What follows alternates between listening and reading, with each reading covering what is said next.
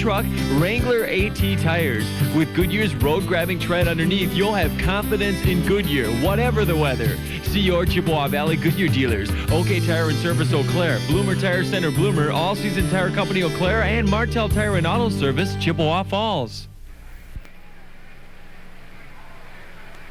While we have a moment, let's pause now 10 seconds for station identification. This is the Green Bay Packer Radio Network. The Chippewa Valley's home for Green Bay Packer football. Z100 and Sports Radio 1400. WBIZ AM and FM, Eau Claire, Chippewa Falls. We have had the toss of the coin. By the way, out there is Dick Wilding, a former Pro Bowl tackle for the Green Bay Packers during a 7-year career, 1946 through 51, and then 1953. He's the Packer honorary captain for today. By the way, the Packer organization wants to pay tribute today to the memory of its late chief statistician, Jim Heline, who died during surgery on December 2nd. A dedicated and conscientious individual who took great pride in his work and his staff with the Green Bay Packers. I know that's a good friend of Jim Palms, and we all mourn the loss of Jim. All right, now, the weather forecast for the ball game today. The temperature 36 degrees, relative humidity is 79%. The wind out of the southwesterly direction at 10 miles per hour. Mostly cloudy, a few flurries or drizzle, high in the upper 30s, but for December 19th, it's okay. You're right about that, and guess what? The Pack is going to get the ball first. Want to remind you that our Bud Packer payoff contestant here in the first quarter is Ray Drews of Burnett, Wisconsin. I have no idea where Burnett, Wisconsin is. Must be... Where's Highway 26? Oh, I remember. I used to have a girlfriend in Burnett. I remember her, too. Anyway, Ray has already won a 48-quart Budweiser cooler. And if the Packers score from at least 62 yards away in a single play, he's got to call back within 6 minutes and 20 seconds at 414-799-1620 in order to win $620. Well, we're going to have a good day for the ball game. It's a little dark, a lot of clouds around, dark clouds around. But there may just be a little rain and not a whole lot of problems for the ball game. Well, they say it's a cold, cruel world out there, and that's the way the weather changes. Pretty soon they'll be true in more ways than one. So prepare for the changing seasons by picking up a pair or two of genuine Wells Lamont gloves. Wells Lamont, stubborn about quality since 1907. The kickoff to come from the Minnesota Vikings, and it comes from my right to my left here in the first quarter. Hope you enjoy the ball game. Here we go, the Packers and the Minnesota Vikings. This is a squibber, a bouncer that goes through the hands of one player. It is picked up by Wilson at the 18, gets to the 25, 27-yard line. That ball went right through the hands of a man upfield, Dexter McNabb, and he might have been able to get that ball out to about the 35 had he fielded it cleanly. You know, that's on purpose, these squib kicks, Jim. The Vikings have been doing that lately because they can't kick it in the end zone. They've been squibbing it, and really, I think we got adequate field position. The Minnesota Vikings defense will line up this way. Roy Barker at the left end. Henry Thomas was scheduled to start at the nose tackle, but he is injured, and Ezra Tuaolo gets the start today. John Randall and Chris Dolman round out the front four for the Packers. First down at the 27-yard line. We are just underway from Milwaukee County Stadium in such a big ball game. Jackie Harris in motion to the near side of the field. Here's the handoff. This one goes to Thompson, gets to the right corner and gets out to about the 29-yard line before he can be hit and dropped on the play. And a linebacker for the Minnesota Vikings, Jack Del Rio, makes the tackle and brings him down about the 29. We got somebody from Minnesota, Vincey Glenn, who apparently has a cramp or something bothering him. Are they going to stop the clock for that or not? I think so. Vincey Glenn on this near side of the field. He'll have to come out of the ball game. Rest of that Viking defense, Carlos Jenkins, Jack Del Rio, and Fred Strickland are the linebackers. Carl Lee, Andre McMillan, Todd Scott, and Vincey Glenn in the secondary. But I don't know what happened to Vincey on the play. He's just down almost as if he had a cramp the way he was trying to get up. Down on one knee, and I guess he don't want to walk off. Well, why don't you, while they're doing that, it's your turn to read this. All rights to this broadcast are reserved, and any rebroadcast, recording, retransmission, or any other reads other than this broadcast without the express written permission of the Green Bay Packers is prohibited. But let me check with Paul Lesage. Will that do, or do we need to reread that, baby? It's close enough for radio. I can only do 3 reads in one day. Oh, I didn't mean to spring that on you. It's such a difficult thing to do. Vincey Glenn is walking off under his own power, flexing his left knee, and he will be replaced. It'll be a second down At about 8 yards to go with the ball resting at the 29-yard line. The one thing you don't want to do here is what happened in Chicago. You don't want to give this ball back to the Minnesota Vikings in good field position, and you certainly don't want them to get an easy touchdown off of it. I think people don't realize what a big lift it is to a team to hold them the first series, and get good field position. It kind of lifts an underdog team like the Vikings. So it is going to be a 2nd down and 8. Brett Favre so far this season having a good year, 261 out of 424 throws. That's 61%, over 2,600 yards. Now the big problem, of course, is 19 interceptions. The 15 touchdowns are a good number. 2nd down and 8. In motion to the near side comes Sterling Sharp. Back to pass, goes Favre under. Pressure, fires it upfield, incomplete. Intended it for Sharp at about the 35-yard line. He had to get rid of it because coming on the left side for the Minnesota Vikings under a heavy blitz was Bobby Abrams, a linebacker, and he got it off to Sharp, and it looked like Sharp wasn't able to dive left or right for that ball. Yeah, Fred Strickland probably should have had an interception here, Jim. If you watch the replay, Strickland was right there on the ball. Sterling couldn't move inside. I wonder if that toe bothered him on that play because he really was kind of stuck. Very well could, Jim. Trying to cut off of that. I don't know which one's a bad one, but it's tough to cut off of. It's going to be a 3rd down and 8 for the Packers, and the Minnesota Vikings really came hard after Brett Favre and knocked him down on that first pass play. Here he is back on a quick pattern again, comes up over the middle, intended for Sterling Sharp, and it's incomplete. I think the ball was past Sterling before he got hit by the defender. Yeah, Jack Del Rio was kind of on his back, and Sterling wanted a penalty, but not today. He had to get rid of it quickly because, again, Bobby Abrams was right on top of him on the play. Would you see the weak side blitzer? Nobody picked him up, Jim. Twice in a row. Yeah, they're going to have to pick those guys up or Favre will be in bad trouble today. Back deep for the Minnesota Vikings to return this kick is a guy by the name of Eric Gulliford. We've heard of him before, haven't we? Yeah. Ryan Wagner to do the booting. Gets a good snap from center and gets a low line drive that's kind of hanging up. That's a run back. And it is Gulliford catching the ball at the 31 to the 35 and going to be down at about the 38-yard line. They'll mark him down at the 38. Good coverage by the Packers on that initial series. And the Vikings have the field position for their first series. They will start at the 38-yard line. Minnesota Vikings with a record of 6 wins and 7 losses. Anthony Carter and Chris Carter are the wide receivers for the Minnesota Vikings. In the backfield, Jim McMahon. Scotty Graham is their running back, Max, because they've lost a lot of faith in Barry Word. They lost Robert Smith to injury. And so they've gone to a young guy by the name of Scotty Graham, just a free agent pickup. Yeah, I think Smith was who they had there, who they really would like to be in there, but he's hurt. First down at the 38-yard line. Jim McMahon, the quarterback for the Minnesota Vikings, and he's going to throw on first down. And here comes Reggie White. He sets up a screen to the right, and it is Roger Craig who's going to be dropped back at the 34-yard line. Johnny Holland got there, but it was George Kuntz who came flying through who upset all of that play. That's a good sign there, Jim.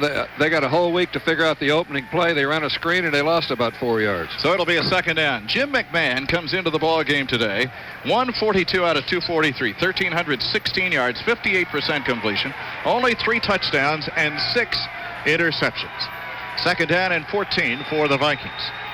To the left side, splitting off for the Minnesota Vikings, will be Anthony Carter. And then you have a slot on the left side. That's Chris Carter. And to the right side, in motion, goes a wide receiver. And here's McMahon to throw on second down, and Reggie White comes after him, and he throws it away.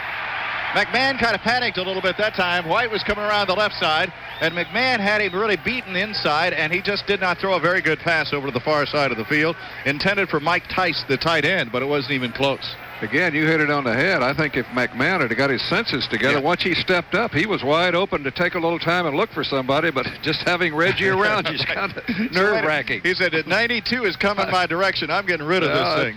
He might sneak up from behind. Pop, Bennett, Yurkovich, and Reggie White on that front 4 right at the moment on a third down and 14 for the Minnesota Vikings. Single running back for the Vikings now, and receivers left and right.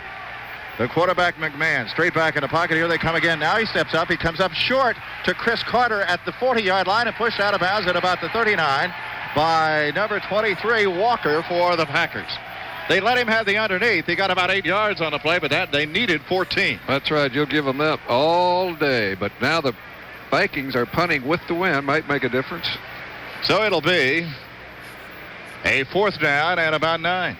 The punter for the Minnesota Vikings is Newsom, and he's averaging 44 yards a kick. But again, remember, he kicks half his games inside the dome, and that makes a big difference. So standing back at about the 25-yard line, the Packers have Mike Pryor back. He did a great job last week. This is a floater, and Pryor's coming over to about the 20-yard line, makes the catch, wants to go to the left side, trying to get around the corner. Now cuts it up inside to the 30 and stumbles and falls at the 35 and gets up to the 40-yard line. Now, he wasn't going to go, but he probably cost himself about 10 yards. Yeah, I think you're right. Mike Pryor, not a fancy runner, but a good catcher, and he didn't run much there, but he got a good return. And a timeout on the field, and we'll take a break. No score back after this on the Packer Radio Network. Hey, sports fans, Chris Berman here for Budweiser's Football Insider. What do you say we raise a cold Bud? Dominated by defense in the exchange of punts. The Packers went from the 27-yard line to the 41, a gain of 14 yards. Well, that's true. Did the Packers make a first down or not? No, they didn't. No. Neither team made a first down, but the Packers get 14 yards better field position on the exchange of punts. Darrell Thompson is in the backfield with Edgar Bennett. And a first down at the 41-yard line for the Packers. Two receivers to the left. That's Clayton and Sterling Sharp. Jackie Harris, the tight end, is tight to the right. On the first down play, the Minnesota Vikings are in the backfield. Let's see whether or not it was caused by the Packers or whether Minnesota just got over anxious. And they're going to say Jerry Markbright says illegal procedure on the part of the Packers.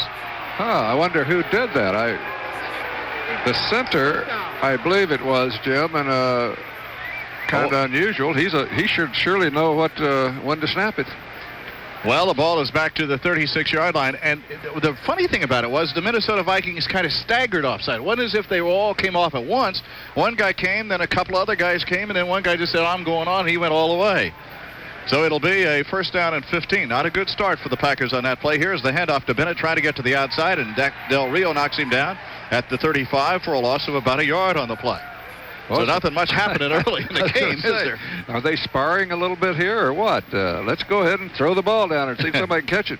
We got so many notes from folks here today. We'd love to read the whole notes. We're not going to be able to, but we will read some names. UW Platteville has a couple of people here, Cindy Wisco and Jacques Valliere, and they want to remember to the sororities and fraternities back at Platteville. It's going to be a second down and about 16 yards to go for the Packers. And back to throw it is Brett Favre, and he swings a screen off to the right. And Darrell Thompson drops the ball. Now, I don't think he ever had the ball, folks. They're going to get it to the Vikings. No. They're ruling an incomplete pass. The guy on the far side said, no, he never had possession of the football. One of them's ruling it the Vikings. The one official clearly said he never had possession. It was on his back, and he never had control of the ball. I think this is going to be ruled an incomplete pass. He said he had it on his hip, and it was not a completed pass. Incomplete pass. The pass is ruled incomplete on the field. Yeah, Jerry Markbright is our official, our referee today. He's got a bad microphone. We'll try to pick up some of it every once in a while. But the ball was on the hip. Let's see if we get a better shot on television up here of Darrell Thompson. And they were really coming in. They wanted him to come in that time. He just never had the ball. So he tried to grab it one-handed and never secured the ball. So it's going to be third down. Would you have called that a catch? No, yes, I would have, because he actually had it stuck to his... It looked like he had that right hand on the toe of it, didn't it? But he had it stuck to his thigh and held it a couple of seconds, 2 steps, theoretically. Well, this other official said, you missed it, but we got it. That's Dennis Green also said that you missed a call. Here is Brett Favre. I wanted to go with an end around. The ball's thrown out here to the right side to Bennett. He gets only the 40-yard line and below the line of scrimmage. So it is not a good first 2 possessions by the Packers offensively. And the ball will be marked at the 40-yard line and become a 4th down and 11. And Gulliford goes back to return it for the Minnesota Vikings. That was 2 good Central Division third down plays by each team. That play had no chance. It's 3rd and 20, and you throw for a no-yard pass. That's very typical. It's going to be Brian Wagner back to do the kicking for the Packers. It is a good snap from center. Here is Wagner, and this is a driving kick, but the ball's not going very far today. Gulliford at the 24-yard line. Gulliford to the outside, steps inside one man, gets to the 30 and brought down at the 32. Good play by Mike Pryor to get him from behind and to knock him down. We'll get a timeout, no score in the ball game. We'll take a break and be back after this word from your local station here on the Packer Radio Network. The pro image for the sports. We're at the 32-yard line, their own, with the first down. Today's game is brought to you by Cenex Land O'Lakes.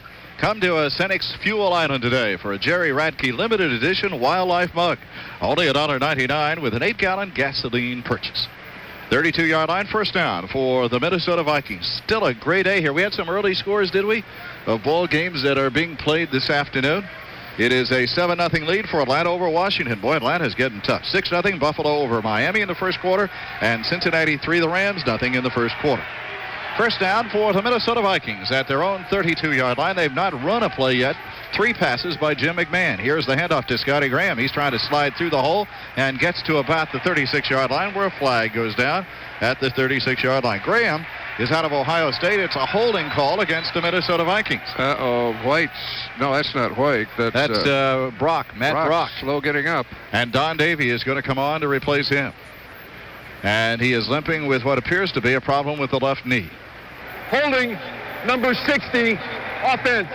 Minnesota Vikings holding call is against Adam Schreiber.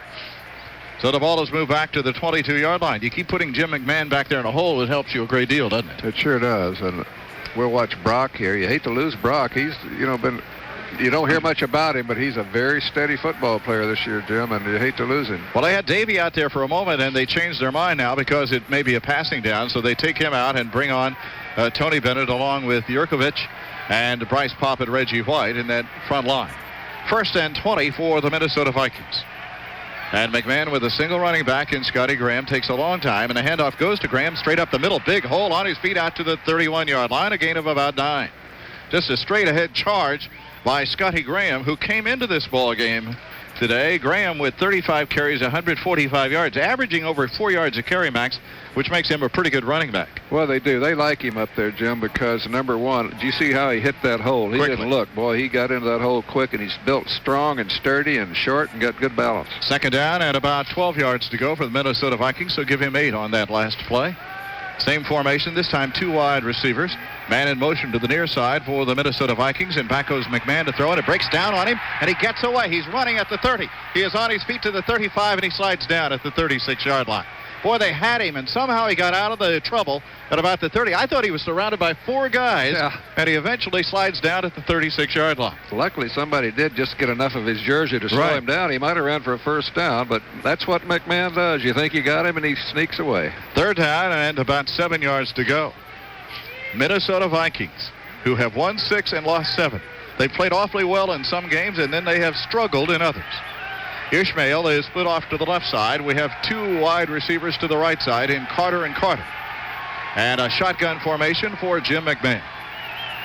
Nice snap from center. He goes straight back in the pocket. Now he steps up, fires upfield, and threw behind the intended receiver for the Minnesota Vikings, who turned to the outside. That was Anthony Carter, who went outside. Neither he nor Buckley knew where the ball was. That's true, but Anthony Carter says, hey, McMahon, you're the one who made the mistake. I'm open to the outside, and he threw it inside. I know he wasn't pointing to an official, but he did look up and make some gestures, didn't he? That was to McMahon. Said, what do you throw? Where are you throwing it? Harry Newsom goes back to do the kicking for the Minnesota Vikings, and Mike Pryor goes back for the Packers back at the 20-yard line. I don't think it'd surprise anybody if they took McMahon out of there. Here is Newsom, and the kick is a high floater that Pryor is... he's going to grab at the 19-yard line, looks to go to the outside, still on his feet, and a flag throw long range to the 25 to the 26-yard line. And that block came after Pryor was already passed, so that'll be against the Packers.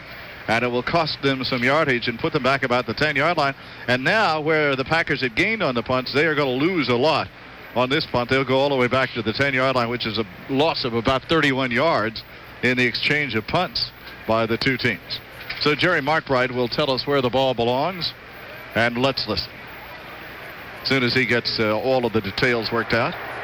Illegal block, number 44 on the return. Dexter McNabb. 10-yard penalty, first down.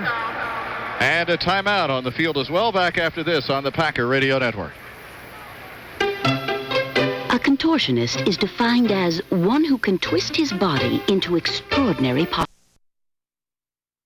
It starts with a quarter pound of all-American beef, Swiss cheese, crispy bacon, pickles, onions, mustard, and ketchup to top it off. So come on in now for your burger of the month. What you want is what you get At McDonald's today. but you gotta hurry. First down for the Packers. This time it's back at their own 10-yard line. Not a position to make a mistake right here. Man in motion is Sterling Sharp, and Favre's going to throw on first down. He comes up over the middle to Jackie Harris. He's got the 20, the 22-yard line. Threw that one into some close proximity, but he got it through there. The tackle is made for the Minnesota Vikings by Andre McMillan, and a big catch by Jackie Harris. And the first down of this football game, Jim. That's the first one. 9 minutes left in this quarter, and they finally get a first down. And 38 catches for Jackie Harris. The ball out to the 22-yard line. First down for the Packers. To the left goes Sterling Sharp. To the right goes Mark Clayton. 93 catches so far this season for Sterling Sharp. Al Harris steps into the backfield off the line of scrimmage and goes in motion to the left side on first down.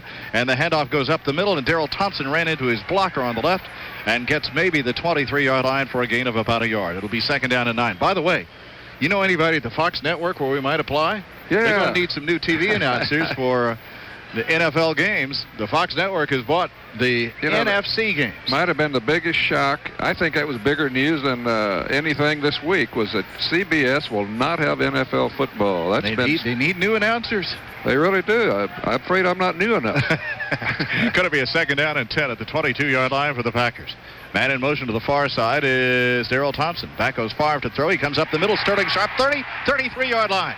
94 catches for Sterling Sharp, and a first down for the Packers at the 34-yard line, and quick rhythm passes, the first 2 that have been completed. That's the bread and butter of the Packers, and that's those short passes to Sharp. Let him run for the first down, exactly what he did. You know, there are 4 ways to pick and save. Everyday low prices, Advantage coupons, yellow tag specials, and now at participating stores you can save even more with the Advantage Plus Savers Club. Pick and save, still the one low price leader. Ball out to the 32-yard line, a second consecutive first down for the Packers in this scoreless ball game. We're halfway through the first quarter. Single running back at Edgar Bennett for the Packers. Here's the ride and a handoff to Edgar. He gets the 35, and that's about all as he is brought down off the left side, hit and dropped. I'm waiting for the man to get out because he's obscured by a lot of people. For the Minnesota Vikings, old number 98 for the Minnesota Vikings made the tackle. That was Ezra Tuaola. You know, Ezra, he would like to make a good showing today. Of course, he used to be with the Packers, and getting a chance to play. Against them. And he's replacing one of the best nose tackles in the league in Henry Thomas. Without a doubt. He is great, Henry Thomas. 2nd down and 8 at the 35-yard line for the Packers. In their own territory, no score in the ball game. Look at Minnesota shifting around defensively. Quick pattern over to the left, incomplete. Boy, they've tried to come with a quick count and to get it to Darrell Thompson, and had it been a better pass, he might have made a lot of yards on that play, because number 38 for the Minnesota Vikings trying to get out there came late, Todd Scott. There was a lot of confusion on the part of Minnesota. It was a good idea. Favre just threw it right into the ground. Too low, didn't he? Well, of course, he didn't want Scott cutting in on the middle and taking the ball into the end zone as well. Now it becomes a 3rd down and 8 for the Packers. Left side, splitting wide for Green Bay is Anthony Morgan. We have 4 wide receivers for the Packers. And in the backfield, we have Corey Harris. So a man in motion to the far side is Ron Lewis. And back to throw is Favre with great protection over the middle. It's caught by Harris at the 40, but he's not going to get the first down. He's at the 41-yard line, and he's about 3 yards shy of the first down for the Packers. Corey Harris with a catch over the middle, and it is not enough. And so Brian Wagner has to come back again.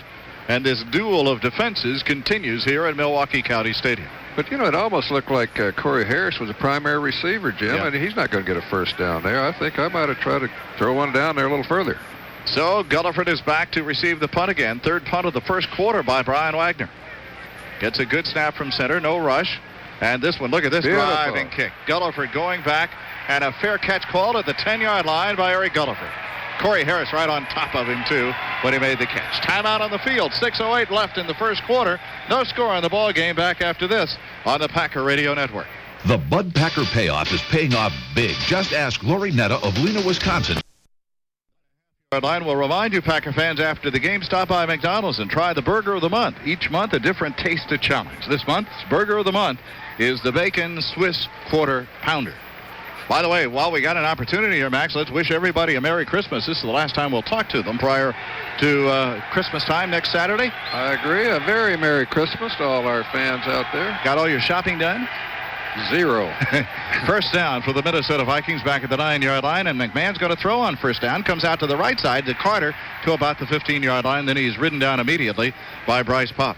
But you're going to take home to Maxie the little Bell ambulance folks brought by those little blinking lights for their ambulances. He'll like that. You know, Matt Brock's back in there, by the way, Jim. Oh, is he good? Jim Lombardo, by the way, brought those by, and they're the folks who have the equipment out here in case anybody gets hurt in the ball game, and they do a terrific job. 2nd down, a gain of about 6 on the play for the Minnesota Vikings at their own 16-yard line. No score in the ball game. 5:36 to go first quarter. McMahon, the quarterback, up under, rides, hands it off to Scotty Graham through that hole, big hole up to the 21, and a first down for Minnesota. Scotty Graham hits that middle of the line very quickly for the Minnesota Vikings. Well, you look at him out there, Jim, and look how short, stocky he is, and he runs so low that you just don't reach a hand out there, you'll miss him. So it is going to be a second down. Played with the Ohio State Buckeyes, who, by the way, are not going to the Rose Bowl this year. Everybody I talk to is going to the Rose Bowl except you and me. Well, I would go if we didn't play the next day in Detroit. It's going to be a first down at the 21-yard line for Minnesota. They go out of an I formation this time, and the handoff given to Graham, and Graham hits the line, tries to spin, and he's going to be brought down right at the line of scrimmage. Ran right into Yurkovich, who dropped him at the 21-yard line for no gain. It'll be a second down. In fact, he may have lost a yard on the play for the Minnesota Vikings. 4:40 left here in the first quarter. It's a scoreless ball game so far. Brock goes out after having come back in, and they bring on a defensive secondary man for the Packers, and coming in will be Sammy Walker. Split a man to the left side for the Minnesota Vikings in Orlando Truitt. Orlando Truitt, a wide receiver. And two split off to the right on second down and 11. Got to get to McMahon. Back he goes on a draw play to Graham. He tries to get to the outside, does, to the 21. Flag on the play, and he's knocked down at about the 24. Very likely holding against the Vikings. There is a flag on the play. Jerry Markwright does indicate that it is holding against Minnesota, and I think you'll take the penalty because that'll move them all the way back to the 12-yard line. And if you keep putting both of these clubs back deep towards their goal line, they could make a mistake, and you could get a quick score. And, that it appears that's the way somebody's going to have to win this game, Jim, is a defense, a mistake made by the offense and let the defense make the score. By the way, the family of Budweiser Beers is proud of all of the friendships they've helped make. So when they remind you to know when to say when, it's all in the name of friendship.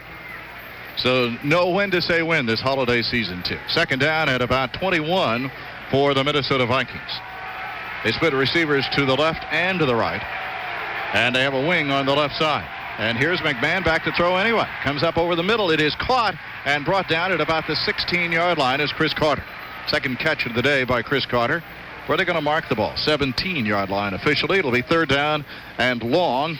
He has about 15 yards yet to go for a first down. Well, again, if you think we're conservative, watch McMahon and his offense. He's not taking many chances at the moment, is he? I think they think if they keep this thing close, Jim, they might win one late. I think if they get in a battle, open up, I think they know they'll get beat. So they split Carter off to the left side. That's Chris Carter, and Anthony Carter goes right on third down and 15. I formation for Minnesota now. Split the two running backs with Roger Craig in as the second back for the Vikings. And here is McMahon back to throw, and here they come. Now he steps up and throws the ball short, and immediately hit at the 21-yard line is Roger Craig. And I mean, there was a quick move by James Willis, who made the tackle for the Packers, and he had him spelled out, and Roger Craig caught the ball and immediately was stopped right there. That's a nice play by Willis. It really was. And again, I'm surprised Craig even held on to the ball, to tell you the truth. I think you wish he hadn't, probably. Mike Pryor back again, and here's Newsom at 2:51 to go. Each team has had the ball 3 times, and we've had, 2 first downs recorded, and that's about it. 3 total, says Jim Palm, our crack statistician, beg your pardon. Here is the rush, and a low-line drive. If Pryor can catch it on the run, does. At the 50, the 45, to the 40, and on his feet to the 35, but a flag at the line of scrimmage. A low-line drive. He caught it about the 45, but let's see what the flag is all about. Packers would have it at the 35 unless they have to kick it over. Let's listen to Jerry Markwright. An eligible man downfield. They'll take the play. The ball's at the 35. First down for the Packers. First big break of the game. It really was, and a good play by Pryor, who come charging up there, Jim, and just barely got to it, caught it on a dead run, and got her back to the 35-yard line. Give him credit. He could have taken a conservative approach and fielded it on the bounce, but he caught it on the fly, and that's probably 40, 50 yards difference in the play. But he's back there, Jim, because of his knowledge of the game. He knows what he can do and what can't do. He didn't take a chance, and he caught the ball. First down at the 35-yard line for the Packers. Here is Brett Favre, and the handoff goes to Thompson to the outside. He's got the 30, the 25, the 20, to the 15, to the 10, to the 5, and got out of bounds inside the 10 at the 8-yard line. He couldn't cut it back, Max. He had an angle to the out-of-bounds marker, and he goes out at about the 8-yard line. Boy, what a great hole at the line of scrimmage, Jim. And once Thompson got it, he really turned it on up that field and got the Packers in scoring position. I'm trying to figure out what caused him to go outside. He tried to go outside, then he tried to cut back, and he just never could get the feel for it back again. He was forced to the sidelines by the Minnesota Vikings' J.C. Pearson. And it's to the 8-yard line. 28-yard run by Darrell Thompson. And a 1st and goal for the Packers at the 8-yard line of the Minnesota Vikings. This is tough territory for the Packers. 1st and goal, 8-yard line. In motion is Jackie Harris. Here is Favre on the ride to Darrell Thompson trying to get the corner again. Now he's going to be tripped up right there at the 8-yard line. You know, it always seems to me, Max, if you're going to score on most of those plays, you got to have a quick hitter up the middle that breaks you into the secondary. And when you force it to the sidelines, you don't get much out of it. And that's what happened right there. Unless you can get that corner quickly. That's true, but I agree. Of course, when you're down there, especially inside the 5, I love those quick hitters.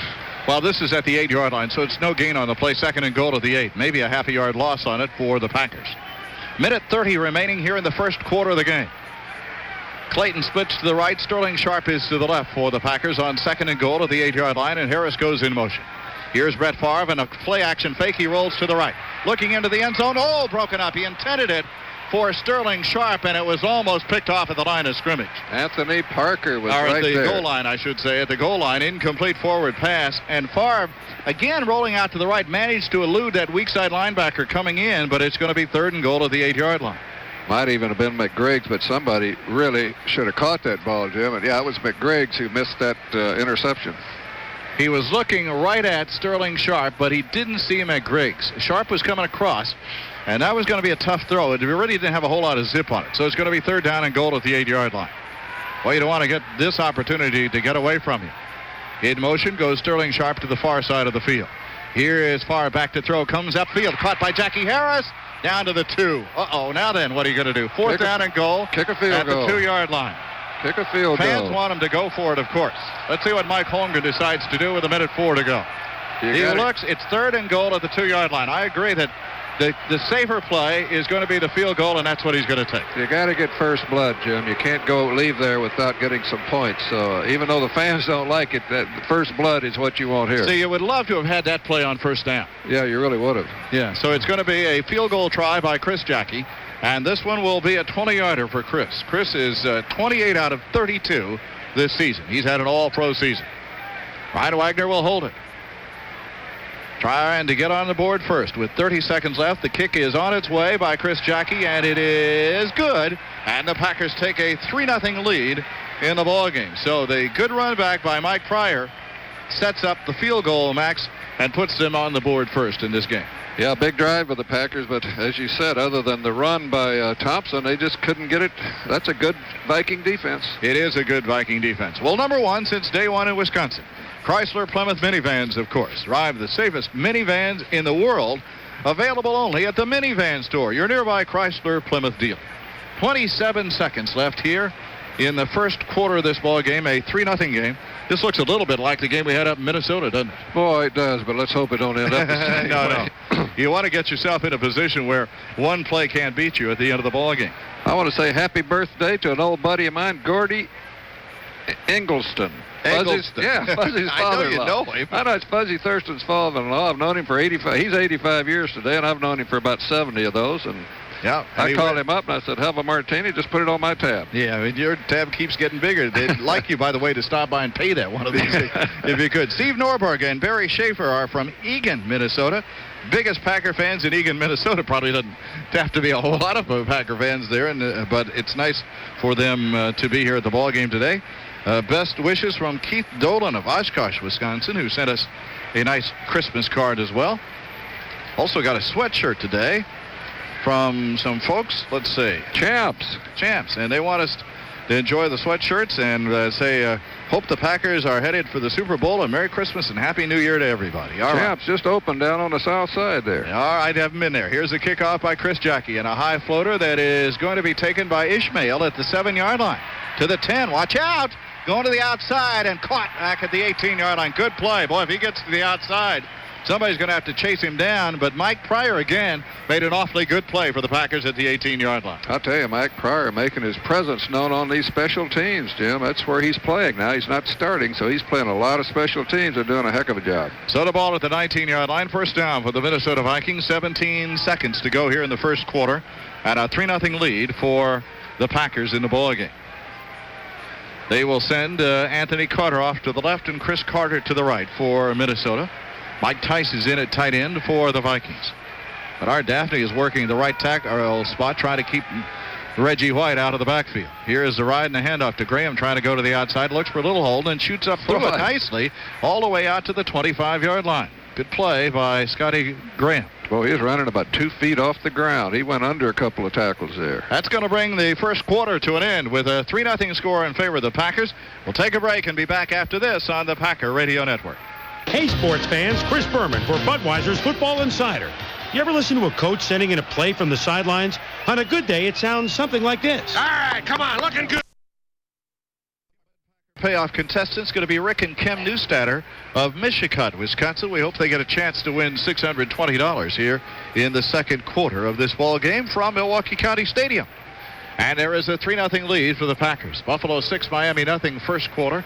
No score, New England, Cleveland, Houston 14, Pittsburgh nothing. I'm telling you, Houston is the hottest team around right now. Well, they are, and they, of course, 14 that quick. You wonder what happened. There had to be a give up easy one there some way. Second down and 4 for the Minnesota Vikings, and the ball resting at their own 25-yard line. 3-0 in favor of the Packers.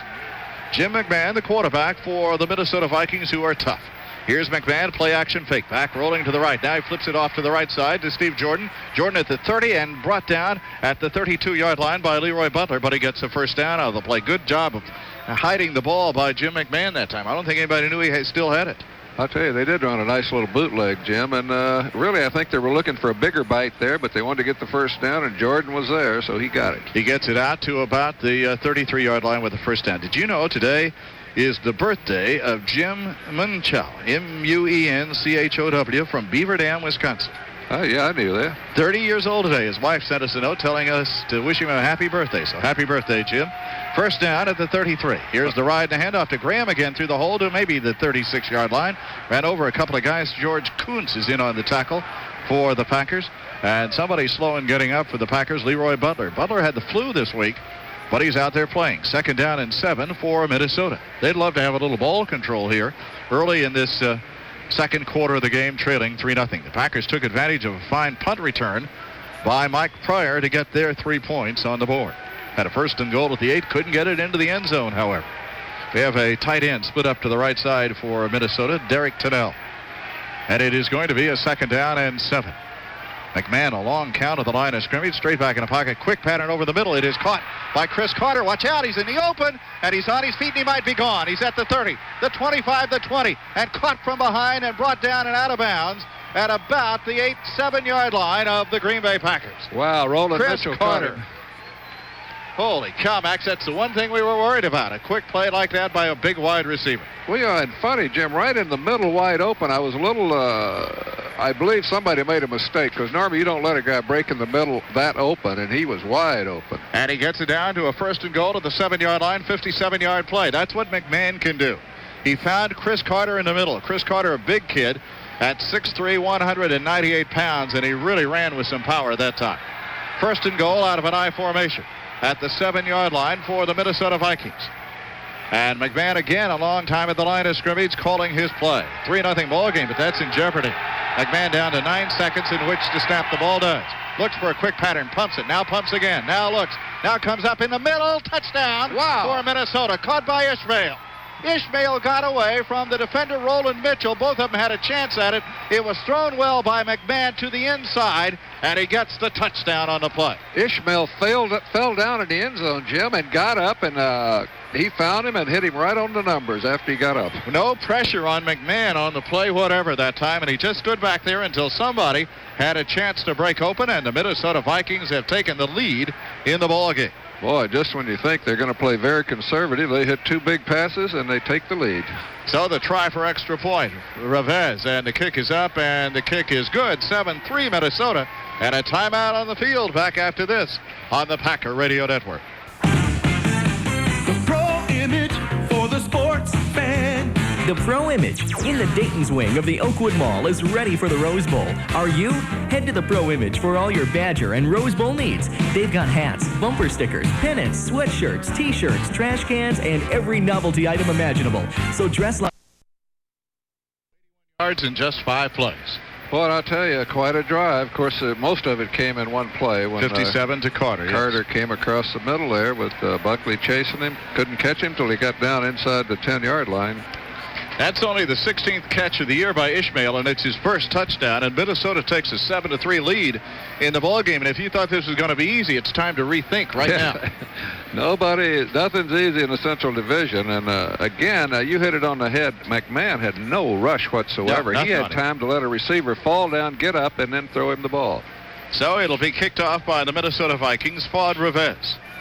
Little squat guy, Fuad Revez. He's about 5'11" and 223 pounds. And this is a bouncer again that is taken short by Yurkovich. And John gets it out to about the 37 or 8 yard line. Now, Dexter McNabb didn't come over and get that ball. He's the guy you want to get it. But Yurkovich gives the Packers good field position at the 39-yard line. You'd almost believe that somewhere Yurkovich has played in the backfield, Jim. He's from Eastern Illinois. Well, he's done that a couple of times already. And he's not the least bit concerned about not handling the ball. He goes right after it, and he did it very well that time. First down at the 39-yard line, but you're behind in the ball game now by a score of 7-3. Let's see if that opens this offense up a little, Jim. They have not opened up yet today. High formation for the Packers at the 39-yard line. Minnesota great on defense. Here is Brett Favre. Now he comes up over the middle and threw it behind Sterling Sharp, who was wide open as he came across midfield. That was going to get you down to the 40-yard line, and he stopped and slowed down, and Favre still missed him by about a yard. Well, he really did, and Favre a little nonchalant back there, Jim. I didn't see what he was doing, but I did see Sharp wide open on that post, and, he could easily broken one tackle and gone all the way. So it is going to be a second down. And that's the kind of, again, you want to hit Sterling in stride with that toe. You don't want to have to make him do all that twisting and turning, and he had plenty of time to hit him that time. You can't believe how open he was. It's going to be a second down play for the Packers. That's the kind that hurts you. And now here's Favre again on second down. Now he's going to run, and he's got a man holding him, and he's knocked down at the 36-yard line. Knocked down by the Minnesota Vikings, and it is John Randall, the defensive tackle. And the Packers are having a real struggle at the moment with the football. They're having trouble blocking John Randall, by the way, too, who's been a kind of in their hair all day. Rutgers Waddell across the front, and the center is Winters. And on across the line for the Green Bay Packers, it is Joe Sims on the right side. It's going to be a third down and 12 now for the Packers. Minnesota seems to have the momentum going right at the moment. Here's Favre back to throw it. Now Favre stepping up off to the right on the run. Is he going to run? Yes, he is. And he's not going to come close to the first down. He gets to the 44-yard line. It almost looked like he was going to run no matter what on that particular play, and the Packers are going to have to kick the football away. Well, again, you hate giving up that ball here to the Vikings, who just come off of a hot drive here. So it's fourth down and about 4 yards to go. And again, to do the kicking for the Packers is Brian Wagner. Now you're a little bit concerned because Minnesota has that offensive feel to it. And again, Jim McMahon's he's an amazing person. Back to do the kicking is Wagner. And Gulliford is the lone receiver for the Minnesota Vikings. Good snap from center. No rush, and Wagner with a high floater, and Gulliford again calls fair catch. And he catches it about the 11-yard line. Down again, right on top of him is Corey Harris. Corey Harris looked him right in the eye, hoping he'd drop it. So we'll take a break and be back after this word from your local station. This is the Packer Radio Network. When you're on the road and need to fuel up your car, stop at the handiest place, Handy Mart. And the Minnesota Vikings, Jim McMahon goes back to the sidelines to get a play from his coaching staff. He stood out there the whole time, then decided he needed some information, goes back to the sideline, now reports out onto the field. Want to remind you that while there's a break in the action, reach for an ice cold Coca-Cola. And congratulations to the Green Bay Packers on their 75th anniversary from Coca-Cola Classic. Always Wisconsin proud, always Packer proud, always Coca-Cola. First down at the 11-yard line, Minnesota, and the ride and the handoff to the second man through Scotty Graham. He gets about the 13-yard line, and that's all. Graham trying to come to the right side. Somebody met him in midair and just drove him backward for the Green Bay Packers. That'd be the guy that's on the ground right now and getting up, and that would be Johnny Holland, who's had a terrific year. Holland's been everywhere this season. I'll tell you, Johnny's a great influence. He's really developed and helped bring Kuntz along a lot. And I think you're right. And they like each other, and that Johnny's been a tremendous asset. 102 tackles coming into today's ball game. Second down and about 8 yards to go for the Minnesota Vikings back at their own 13-yard line. But they lead 7-3 in the ball game. Let's see if the Packers can get aggressive here defensively. Here is Jim McMahon, the quarterback. And McMahon straight back in the pocket. Quick pattern over to the sidelines, and it's dropped that time by Chris Carter. He was going to get away from Terrell Buckley, and he started to run before he caught the ball, and it becomes third down. Well, it's exactly what happened. You got to catch it before you take off, and Carter, who's a veteran of many years, should know that. Chris Carter out of Ohio State University. I've told you this many times before. His brother is Butch Carter, assistant coach with the Milwaukee Bucks. He made a great catch last week. A one-handed catch. Oh, he really did, yeah. All right, it'll be a third down at about 8 for Minnesota. And the Packer fans really haven't gotten excited about this game yet. Now they're trying to pick up the noise level a little bit. And on third down, they send two receivers to the right, one to the left. And now they send Steve Jordan in motion to the left. And back goes McMahon with a quick pattern over the middle and dumped. Whoa, where are they going to mark the ball? Oh, they give him first down. And the ball is out to the 22-yard line. That one official who marked it on the far side, Max, had no idea where it was. I think he took his cue from this guy on the right side. First down, Minnesota. Sammy Walker made a tremendous tackle. Oh, did he make a hit? He stopped him dead in his tracks, but I think he was a first down. So the Minnesota Vikings get a big play to the 22-yard line, and Jim McMahon is playing well within himself and has had one big play so far in this ball game that set up the touchdown. First down at the 22-yard line, the Minnesota Vikings. McMahon, the quarterback, rides, and a handoff to Glenn again, and he's tripped up as he crosses the 25 and goes to about the 26-yard line. Scotty Graham for a gain of about 4 yards on the play. It'll be second down. Well, you can just see the game plan of the Vikings, Jim, and that is let McMahon make no mistakes. They don't have to score much. Let the defense hold the Packers. That's exactly what's happening here right now. And they hope to make one big play, which they've already made one big play, and then that's their game plan. And so far, it's working. We've got to change it. 9 out of 12 for Jim McMahon, over 100 yards, 101 yards right at the moment. In motion to the near side comes Chris Carter on a second down play, and a play action fake by McMahon, and he wants to throw long. Comes instead to the sidelines. It's caught by Graham, and he's got a first down at about the 37-yard line. Well, he'll put his head down, won't he? Oh, there is a flag on the play, however. It's a personal foul against the Packers, roughing the passer. And it's on Tony Bennett. So that'll move him 15 yards further downfield. Well, they do. They tack that onto the end, and I'd like to see it on the replay. That don't sound like Tony should be doing that. The throw, and there comes Tony, and he actually got hit by two of them. Brock came over the right. Well, they called it on number 90, Tony Bennett. Yeah, but really, it was Brock that should have been called, though. So Graham gets the first down, and he is all the way out to the Packer 48-yard line with the extra 15 yards. But see, those kind of gifts end up costing you a lot. That's what field position changed to tack 15? They were back at the 11-yard line, and now they're at the Packer 48. A 7-3 lead for the Minnesota Vikings.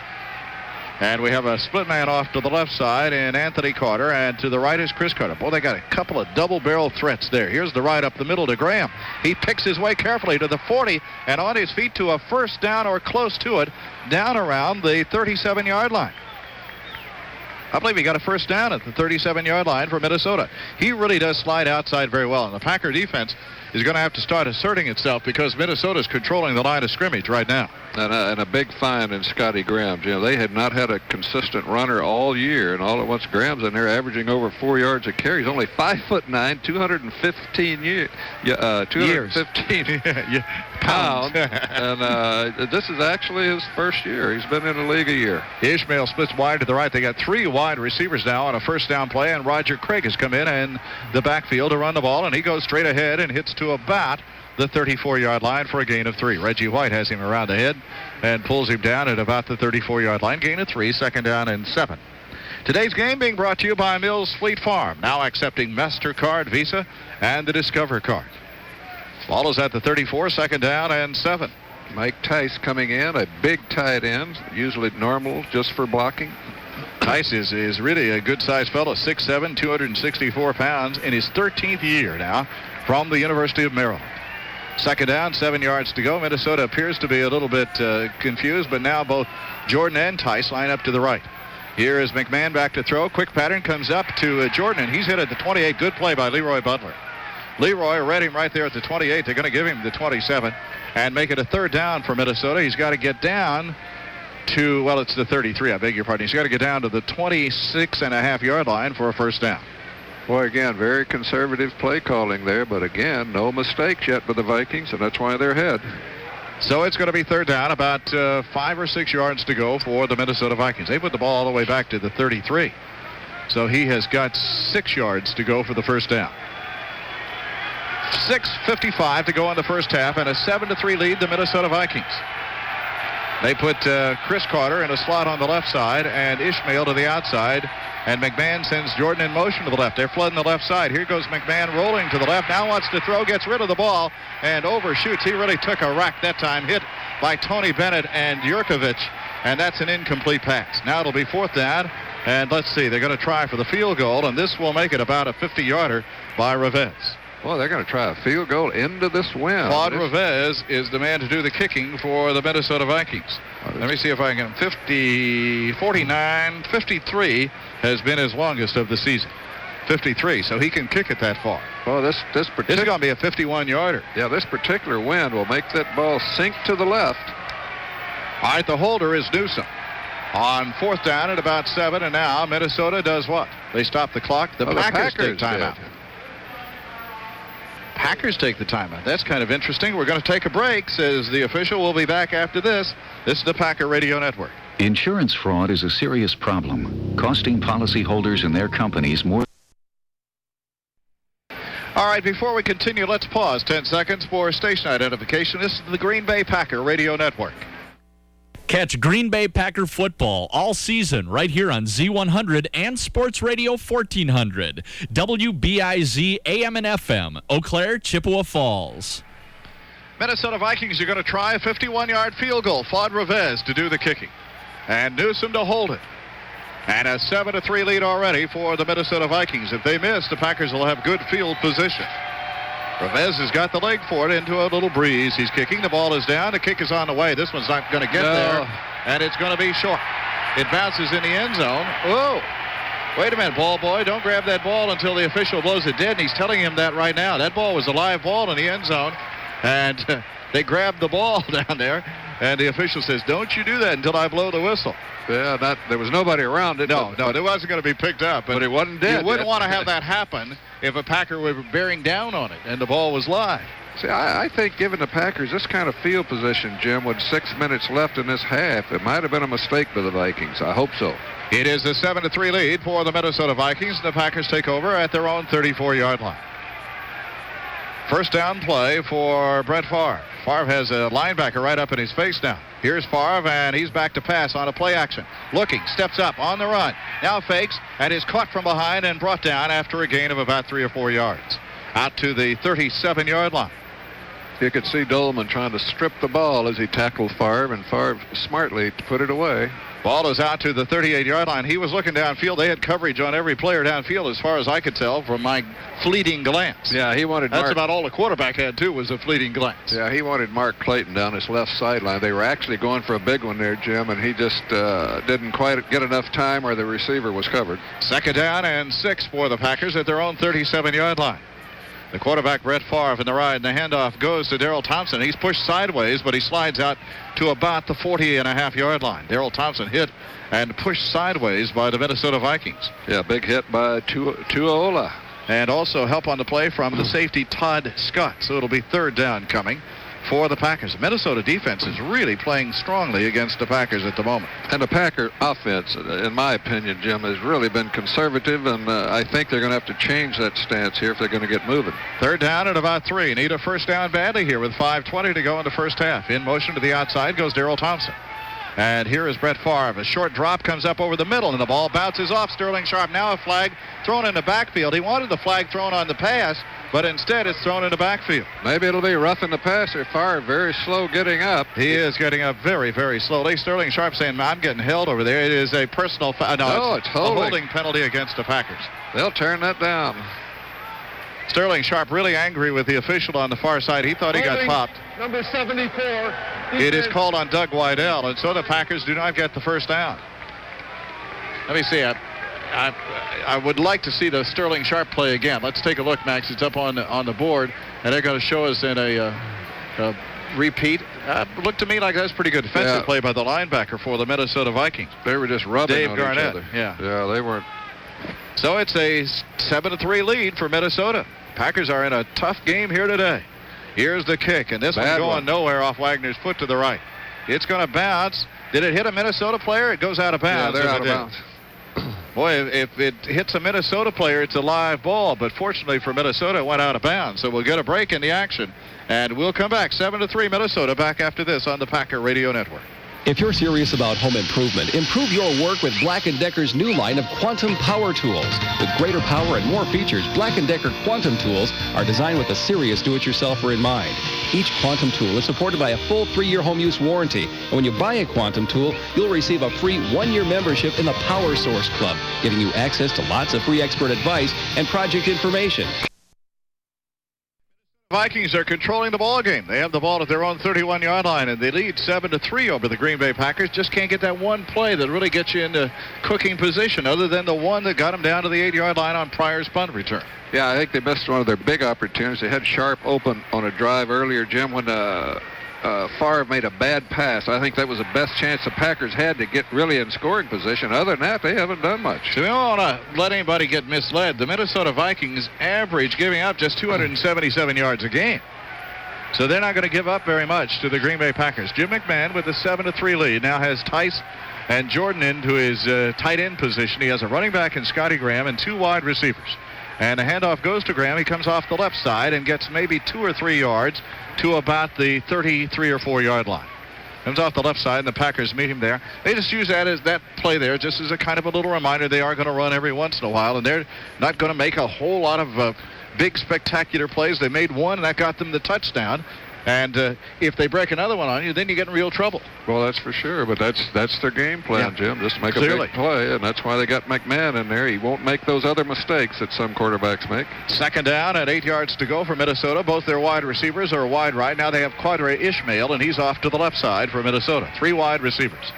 And here's Jim McMahon, and the handoff goes up the middle to Graham again, and a flag on the play as they get to about the 39-yard line. And that flag was thrown right in the hole where the burst of speed from Scotty Graham came. That's right, and Jurkovic was looking up like, who's got a hold of me? So it is going to be against the Minnesota Vikings. And they'll move the ball back from the 33 to the 23-yard line for Minnesota.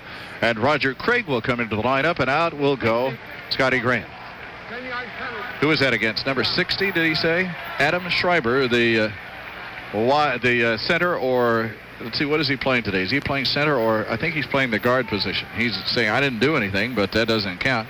6'4", 288 pounds, out of Texas. 10th year he's been in the league. So it's going to be second down and 18 yards to go for the Minnesota Vikings.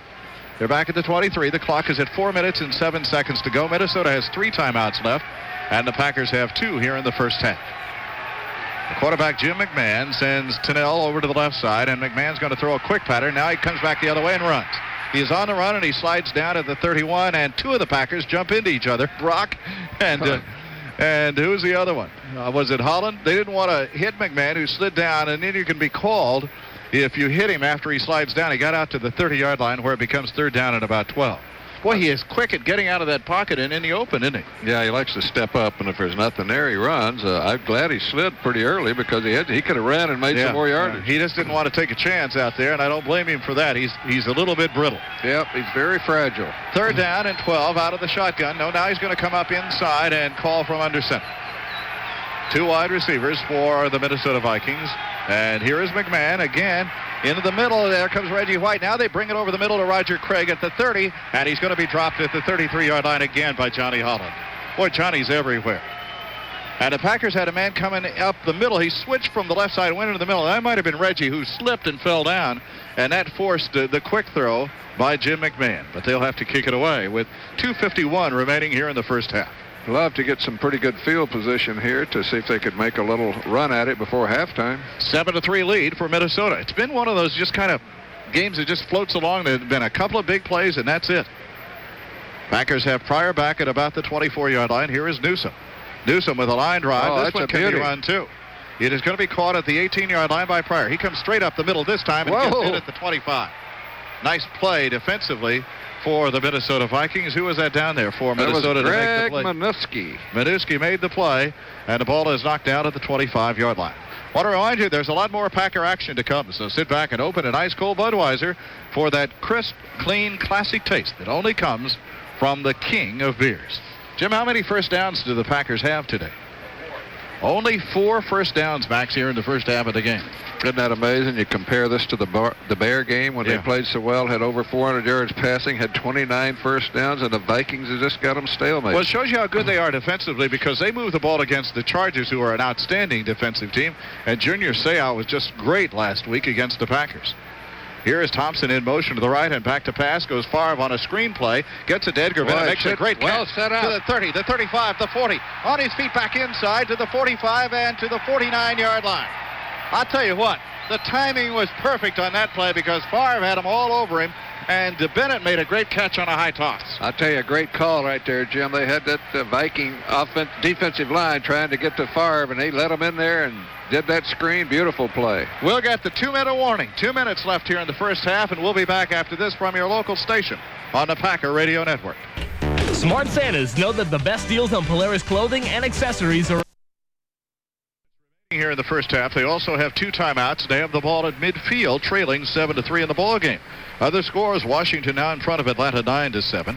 Miami 17, Buffalo 16. They're having a real shootout. These are all second quarter scores.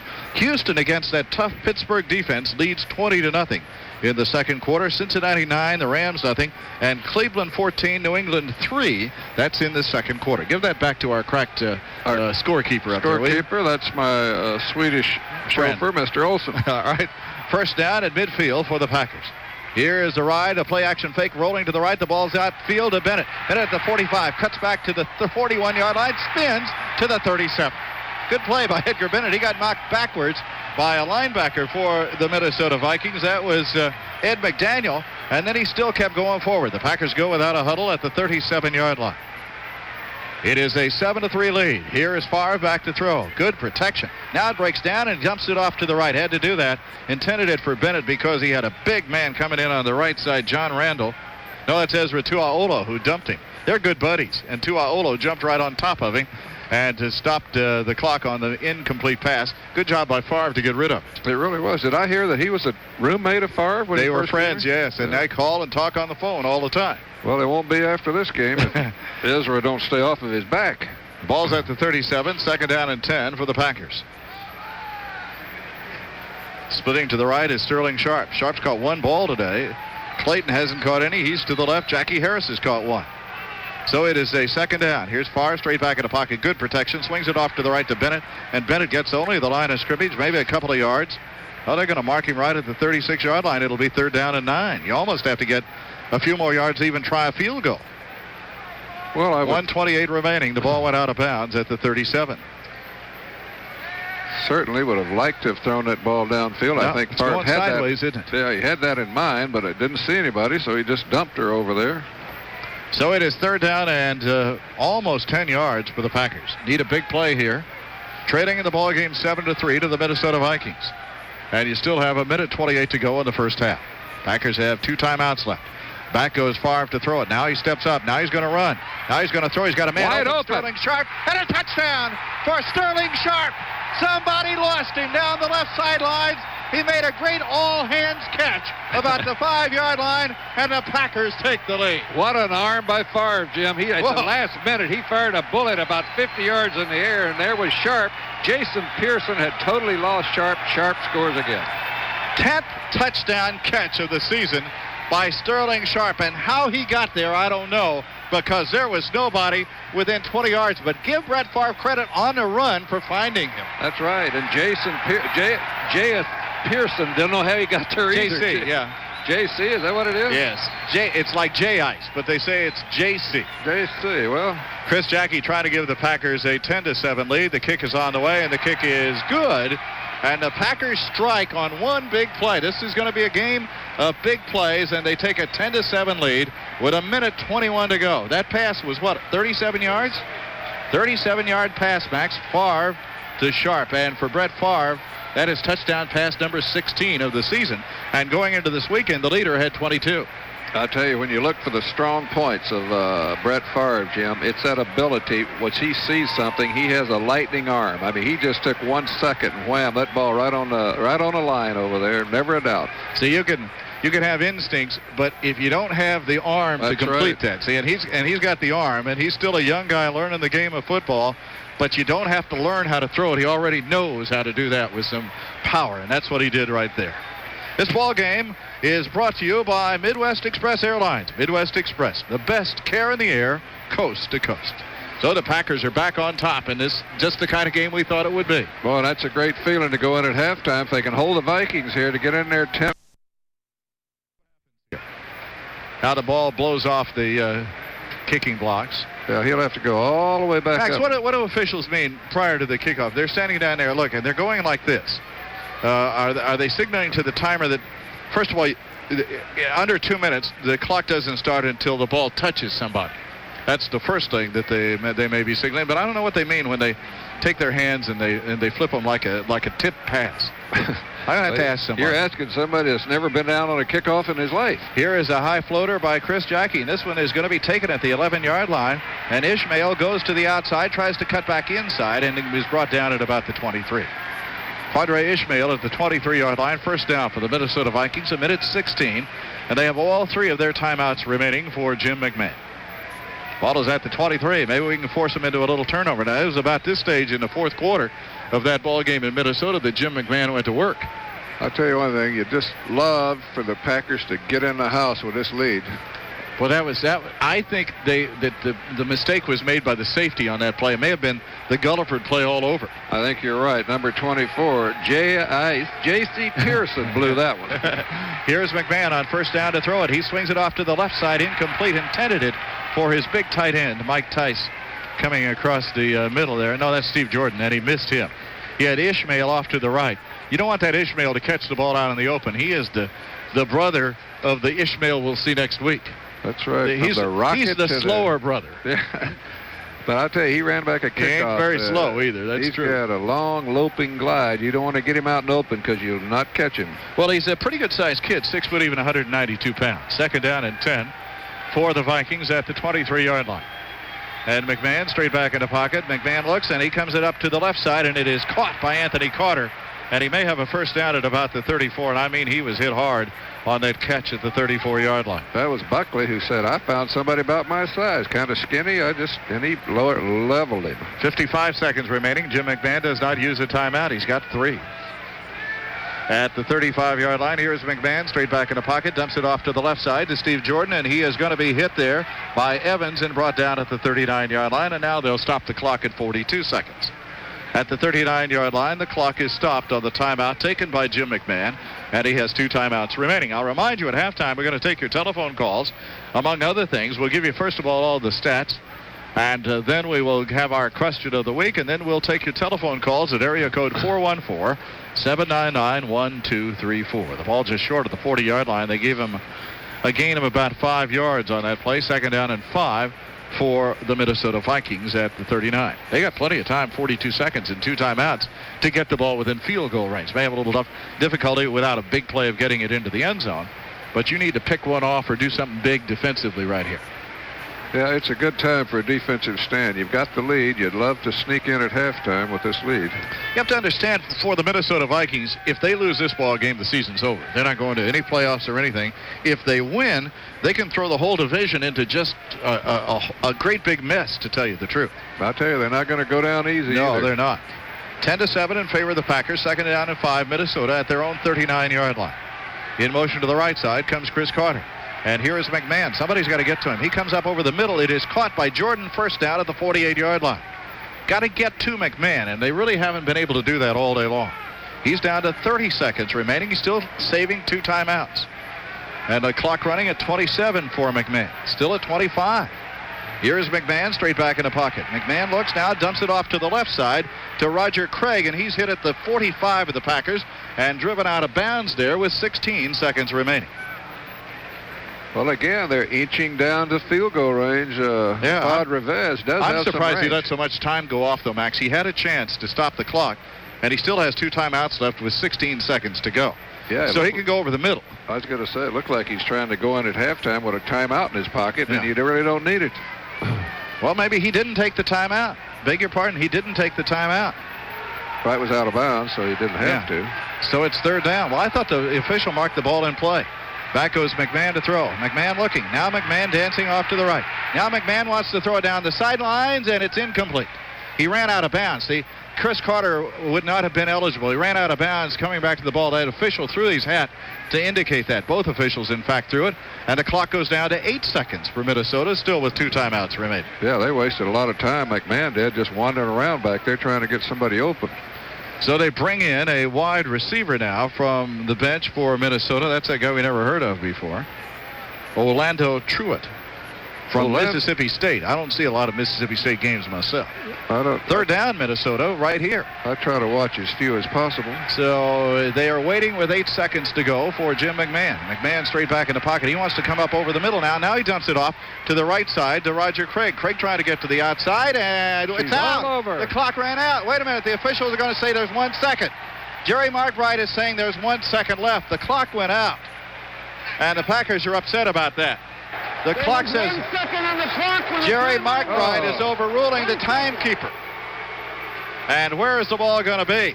It's going to be wherever he ended up with it, which is and it'll give be him about the 35-yard line. It'll be a field goal try for Minnesota. Now, that's interesting. The clock keeper, you got to give the clock keeper time to turn it off on the play. I think they called timeout way back there. He was actually down with a second on it, and I think the other quarterback was right in his face with a timeout, Jim. I think that's the one why he got overruled. Well, this is going to be a 55-yard field goal. Yeah, I wouldn't worry about this one. Well, you never know, though, Max. You never know. I know. Revez, low snap from center. Here's the kick, and he knew. He absolutely knew, folks. That's the end of the first half. Revez didn't even come close. It's a 10-7 ball game. You did know, didn't you? Well, you see that flag up there. You'll know. All right. We're at the end of the first half, and we'll begin our halftime programming in 90 seconds. 10-7 the Packers. Back after this on the Packer Radio Network. Guaranteed quality. Guaranteed quality for less. Brownies. For over 100 years, the name you come to know and trust. Brownies.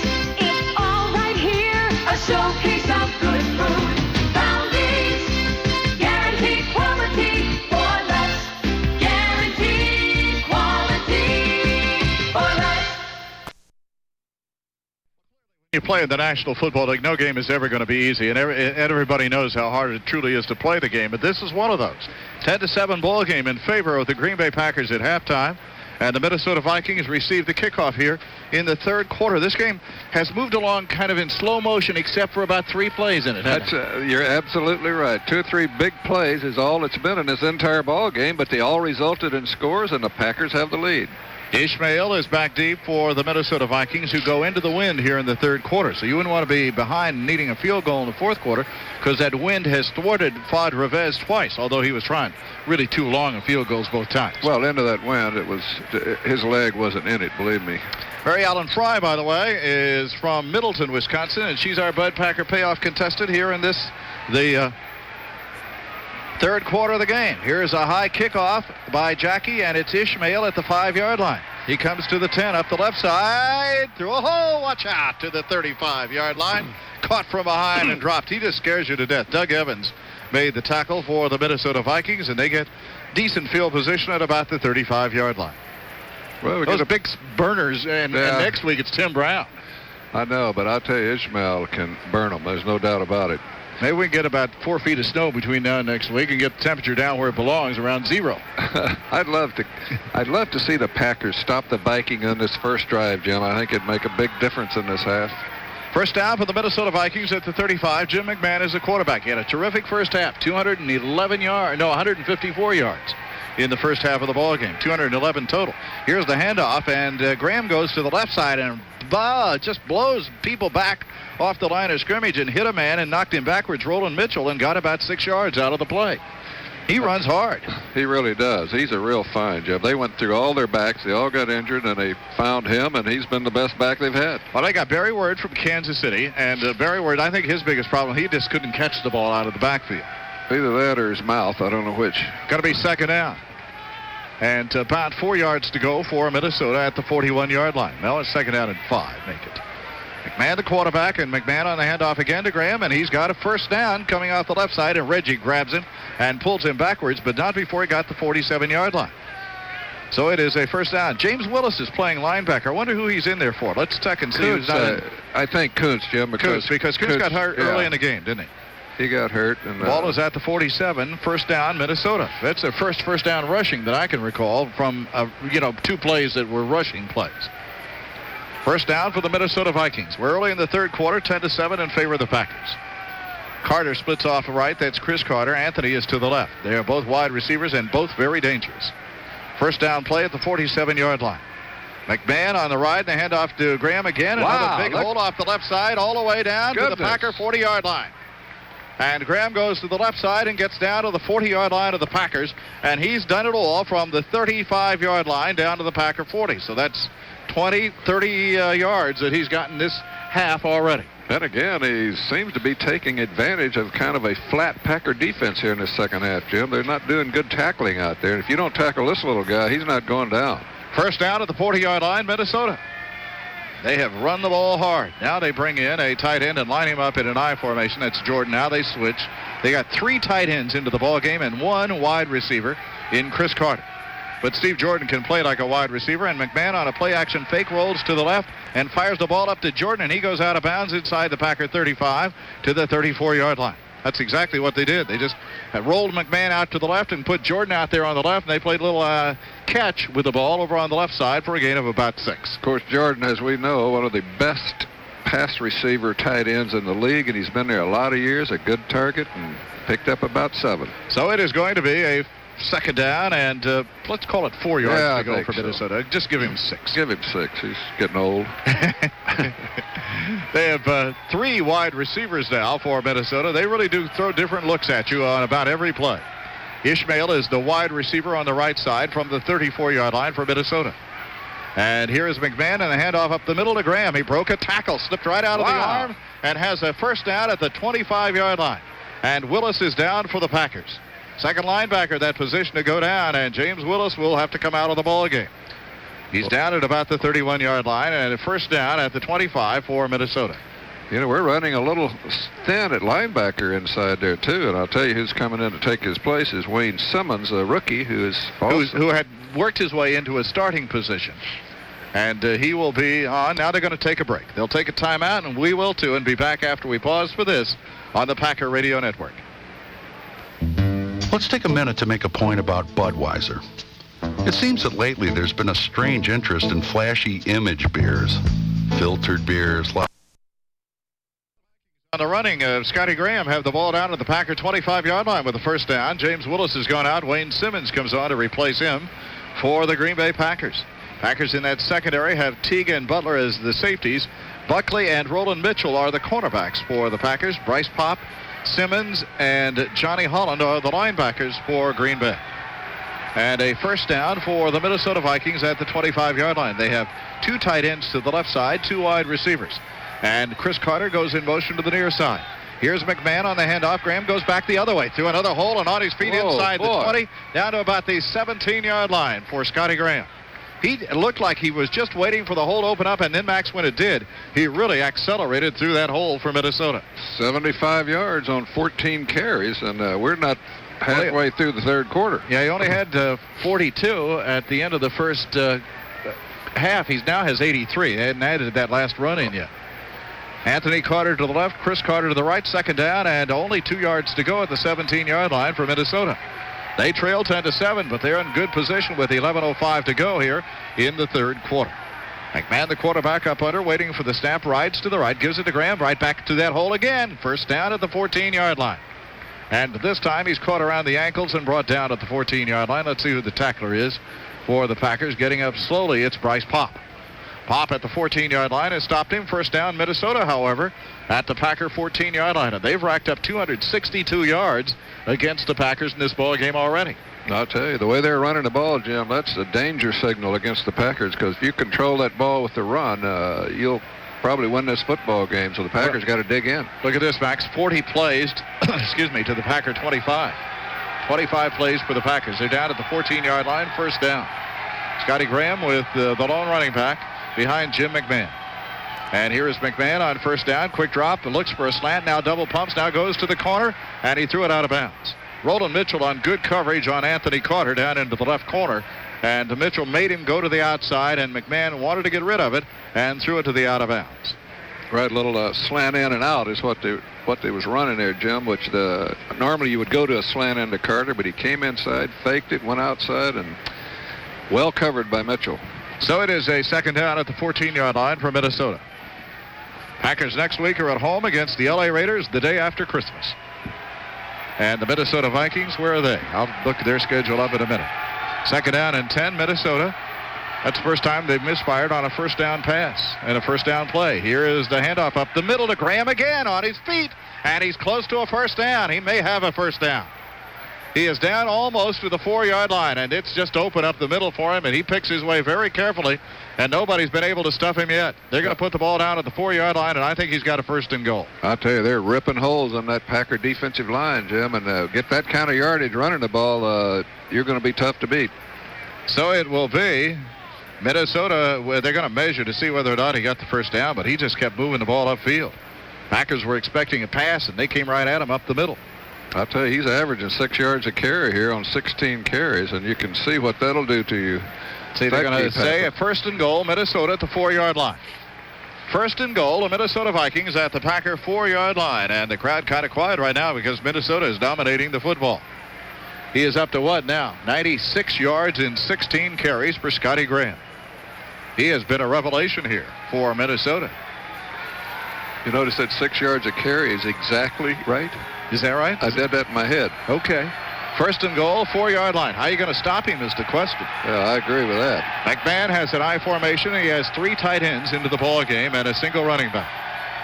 Here's McMahon and the ride and the handoff to Graham, and Graham pushes forward for maybe 1.5 yards or so, down to about, well, they're going to give him 1 yard to the 3. Came off the left side. They were just going power on power that time, and he gets down to the 3-yard line, second and goal at the 3, and they have controlled the ball for 6 minutes on this drive. And everybody has trouble inside the 10-yard line. Not just the Packers, and not just everybody has trouble getting it inside that 5-yard line. 9 minutes and 5 seconds left as Jim McMahon comes back into the huddle for Minnesota.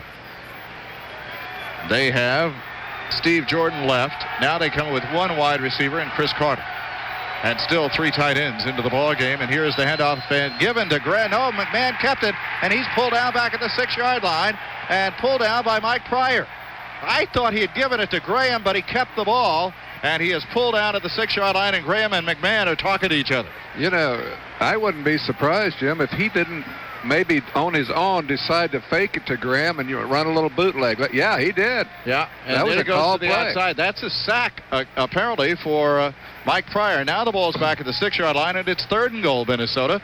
And here's the biggest play defensively of the game for the Green Bay Packers. Boy, it really is. And I'll tell you, a good wide-awake play out there because Mike Pryor made a heck of a play for the Packers. McMahon on 3rd and goal at the 6-yard line. He has 2 receivers off to the right. Got to get to him. Packers try to come after him hard.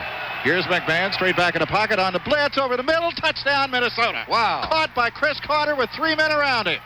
Chris Carter fought 3 men and caught the ball, and good coverage. He still caught it for Minnesota. And boy, credit McMahon, Jim. He threaded the needle between 3 defenders. Carter caught it, and that gives them the lead.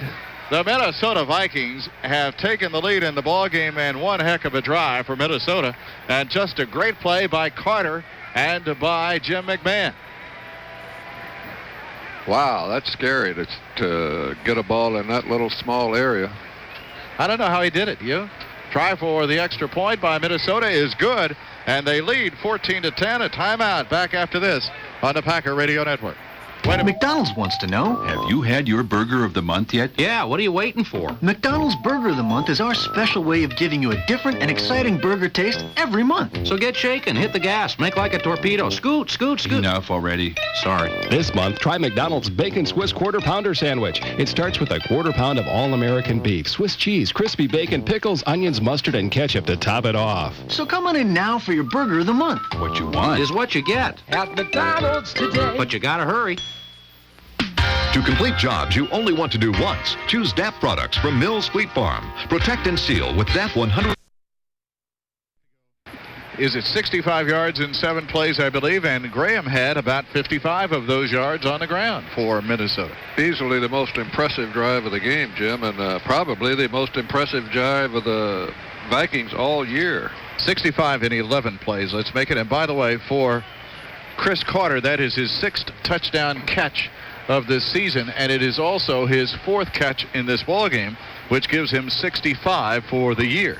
No, it gives him 72. I beg your pardon. 72 catches for the year. And now the Packers are really going to have to go back to work. The one touchdown they got seemed to be a breakdown by the Minnesota Vikings. Boy, and every time you write McMahon off, he comes out and threads the needle on a big one. 19 out of 26 for 167 yards, and they are shredding the Packer defense with 276 yards already, and we're only halfway through the third quarter.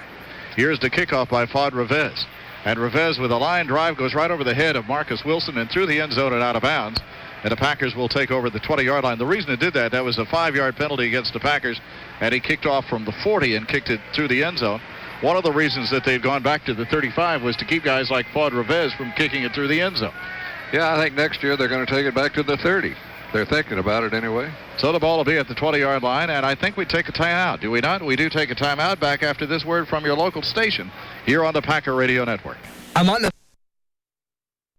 Always get concerned when the Minnesota Vikings get ahead of you, because you never know if you're going to be able to score against them as strongly as they play. Well, it forces you to open up a little bit, Jim, and maybe the Packer offense will do that now. First down at the 20-yard line. Here is the ride and a handoff to Darrell Thompson trying to get the corner. Now he shoots up the 20 out to about the 25-yard line.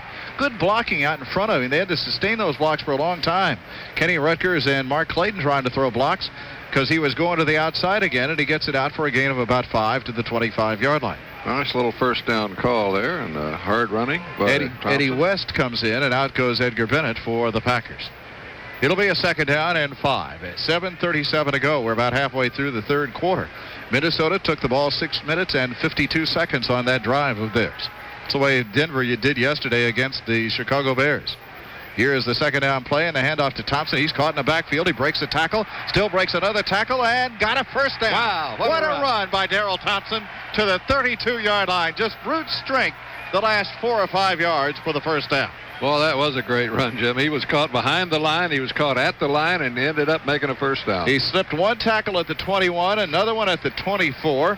Then he got hit at the 27, and then he drove forward to the 32-yard line. Just a great run. That's a highlight run right there by Darrell Thompson. And a big one, because the Packers don't want to give up that ball here. They're behind. They need to drive down there and put something on the board. 14-10 in favor of the Minnesota Vikings. And 2 runs gets the first down for the Packers. Brett Favre on the first down play.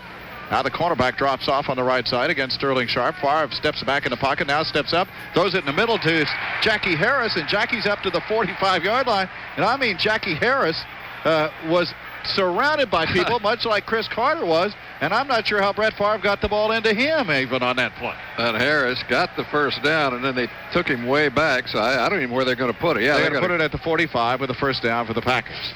6:15 remaining in the third quarter of the game. In comes Lewis for the Packers. Out goes Edgar Bennett at the 45-yard line. 14-10, the Minnesota Vikings lead, and the third quarter ticking away rather rapidly here at County Stadium. 56,000 on hand to watch this ball game. Brett Favre with the first down at the 45-yard line. Sends a man in motion. Sterling Sharp off to the right side. Goes straight back in the pocket and fires it upfield. It's caught by Sharp at midfield, and Sharp is down to the 45 of Minnesota. Sterling just went out to the right in motion, stopped at about the 50-yard line, then got an extra 4 or 5 yards to the 45. He's about a half a yard shy of the first down. Good play. That's the bread and butter first down call right there. Just give it to Sharp. Let him put his head down. He's just a half a yard shy of a first down. Is that the third catch today, Jim? For Sterling Sharp, gives him 96 for the season. He caught 108 last year, remember, and setting an all-time NFL record. I wouldn't be surprised if he doesn't break that this year. I hope he does. Hope he gets an opportunity to do that. Second down and inches for the Packers. Here's the ride and the handoff to Edgar Bennett. He got the first down, but not by much. Diving forward across to about the 44-yard line. Hit out there on the corner as he tried to make that turn. The guy who made the tackle is slow in getting to his feet for the Minnesota Vikings. That's from the backfield. I think that was McMillan, was it not? No, that was Todd Scott again. Todd Scott's played well. First down for the Packers at the 44-yard line. You know, the way both teams are now handling the ball, you're not going to have too many opportunities with it, so you better score when you got a chance. Well, that's absolutely right, and the Packers are answering that great drive of the Vikings with one of their own, but they still got another 44 yards to go. First down on the Minnesota 44-yard line. They started at their own 20, so they've covered 36 yards on this drive so far. Here's Favre on a play action, hands it up the middle. I thought he kept it, but Darrell Thompson is going to get maybe 2 yards down to the 42. It's a pretty good fake. He faked the announcer anyway. I don't know if they faked anybody from Minnesota because Darrell Thompson wound up with the ball and got tackled after a gain of 2 yards. Very slow developing play, and of course the defensive line had plenty of time to react, and they got him just about at the line of scrimmage.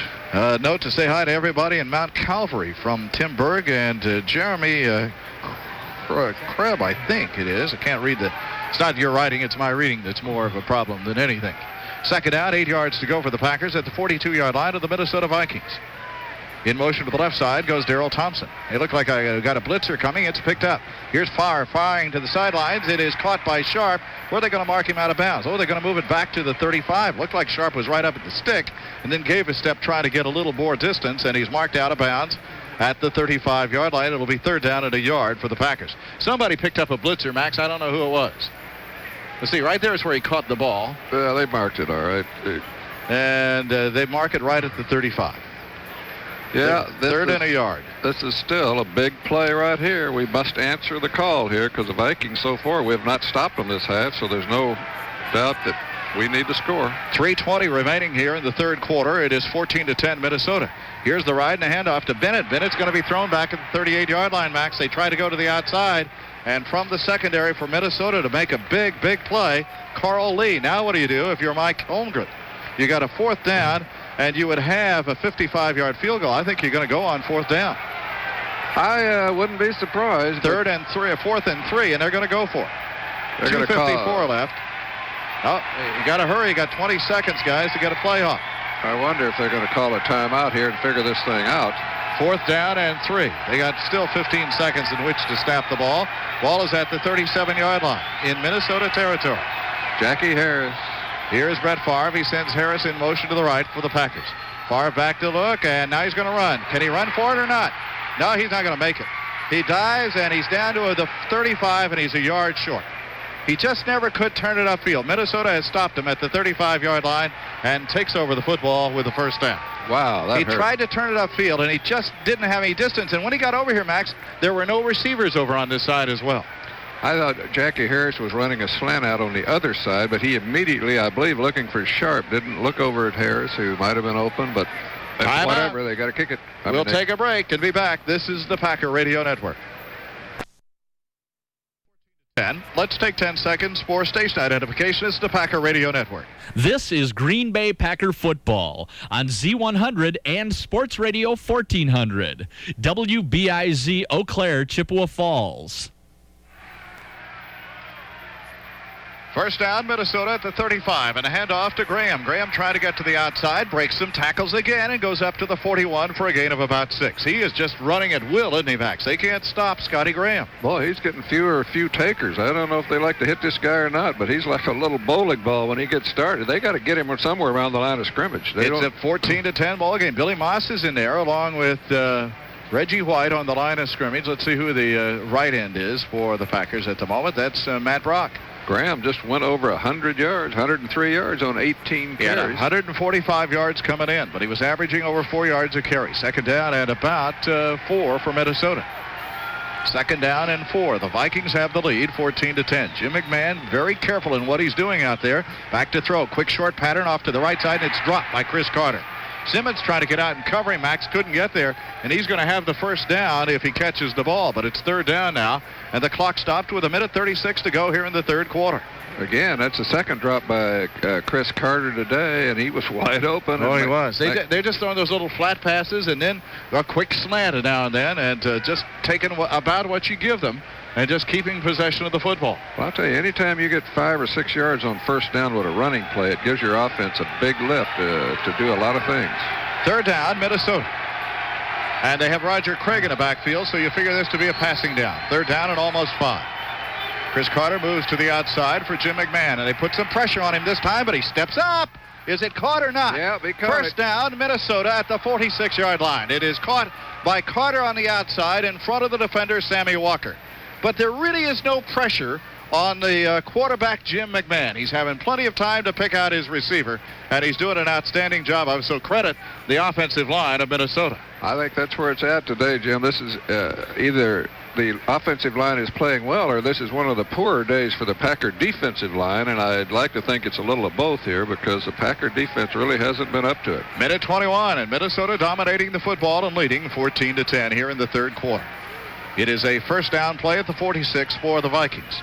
McMahon, the quarterback, waits for the snap from center, rides, hands it off to Graham, gets to the outside, slides away from a couple people. This time gets 1.5 yards or 2 yards out to about the 48-yard line.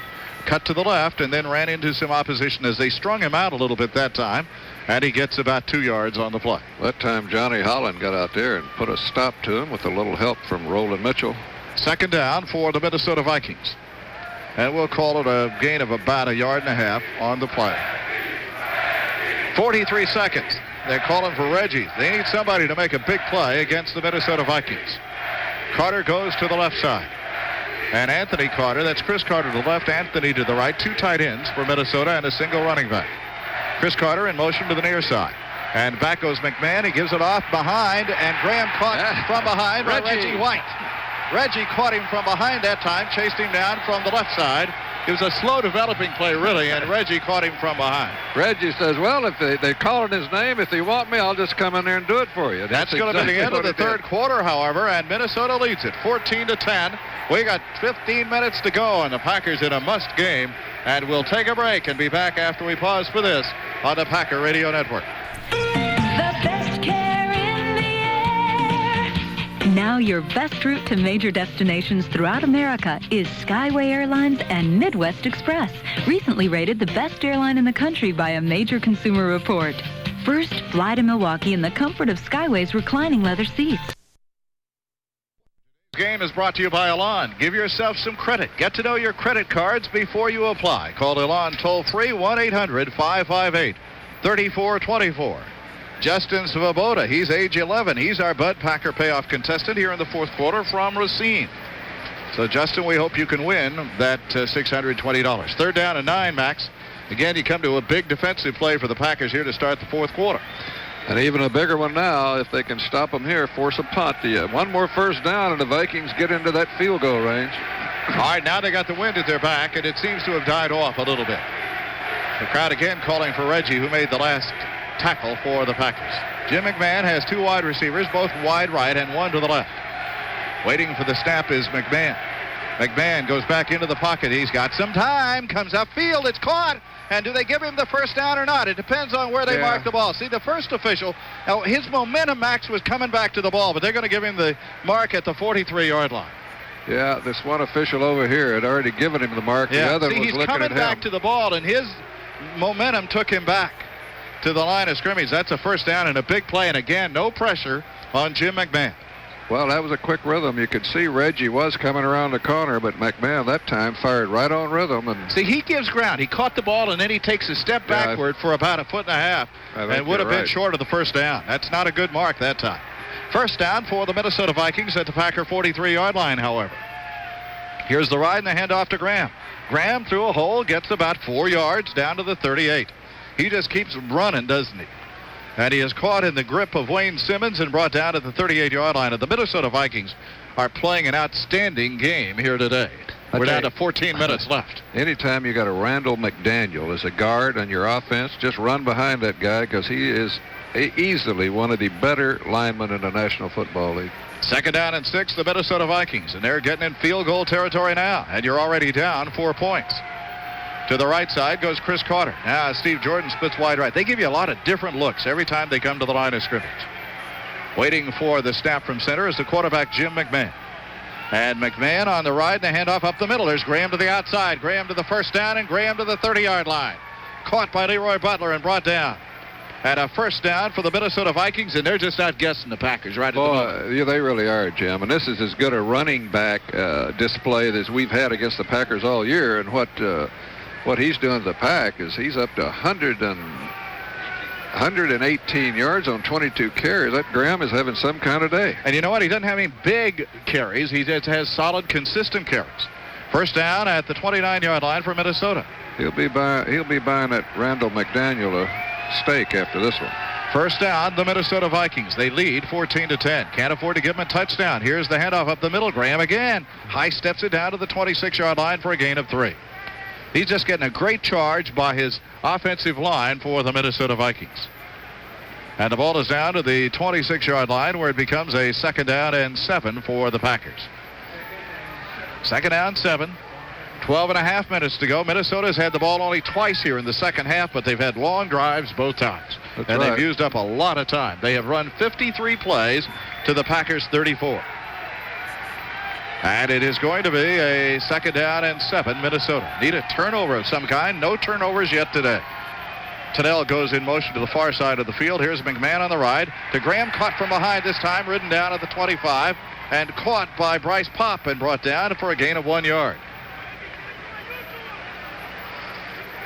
So it is going to be 3rd down and about 6. We come back to one of those plays again, Max. Well, I know it. Nice play by Bryce Popp, who came from the opposite side that time, Jim, and nobody blocked him, and he made the tackle, and that's what you got to get to Graham before he gets that speed up. Billy Boss started to leave the field. Now they take Sammy Walker out of there. The clock running at 11:38, and it is 3rd down and 6, Minnesota. 3rd down and 6 for the Minnesota Vikings. I'm surprised they're not in their nickel defense here, Jim. And I think they're afraid of Graham's running. I think you're right. Jim McMahon up under, calling the plays, goes straight back, now looks, lofts the ball to the sideline. Wide open. Touchdown, Minnesota, for Chris Carter. Over Terrell Buckley. Carter, they got him up the way they wanted, and McMahon may have checked that baby off at the line. Well, I don't know, Jim, but it was a beautiful pass, a beautiful catch. They beat Buckley over to Connor, and that hurt the Packers badly. The Minnesota Vikings have moved out in front 20-10 in the ball game over the Green Bay Packers. McMahon is doing it again. His 2nd touchdown pass of the day.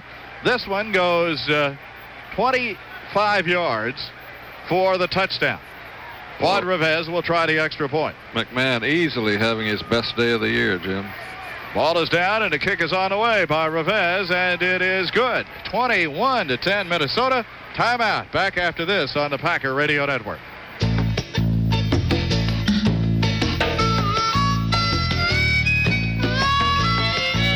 You can always spot a neighborhood with pride. Maybe it's a little cleaner, a little nicer place to be. Another 6-minute drive by the Minnesota Vikings puts them up by 11 points in the ball game. And a reminder to you that there are 4 ways to pick and save. Everyday low prices, Advantage coupons, yellow tag specials. And now at participating stores, you save even more with the Advantage Plus Savers Club. Pick and save. It's still the one low price leader.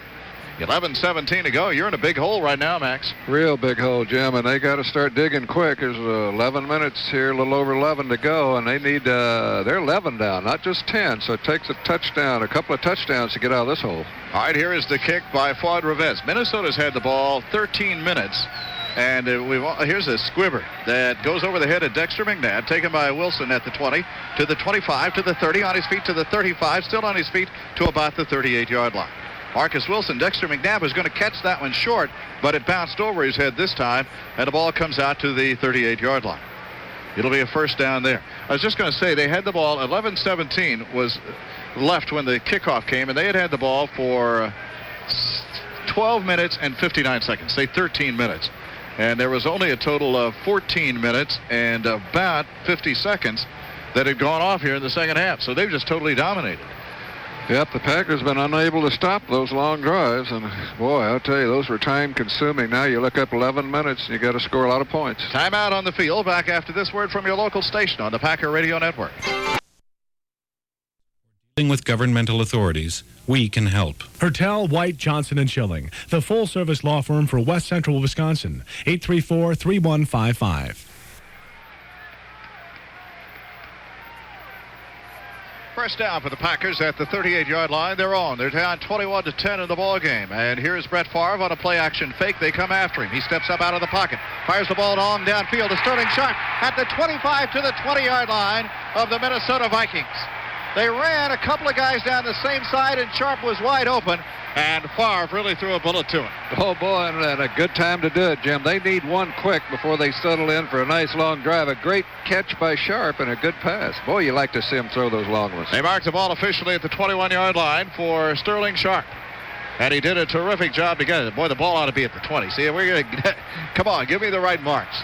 First down at the 21 for the Packers. Packers are down 21-10 in the ball game. Brett Favre, the quarterback. The Packers try to come back.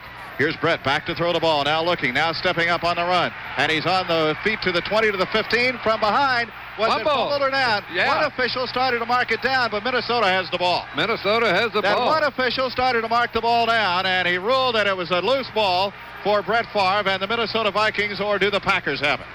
Well, I'll tell you, I didn't even see the ball come out, Jim, but I know it was a fumble because the Vikings got it. Who's got the ball? Now they're going to have a huddle, and I have a feeling they may rule this a down by contact. I'm not sure. They're having a conference.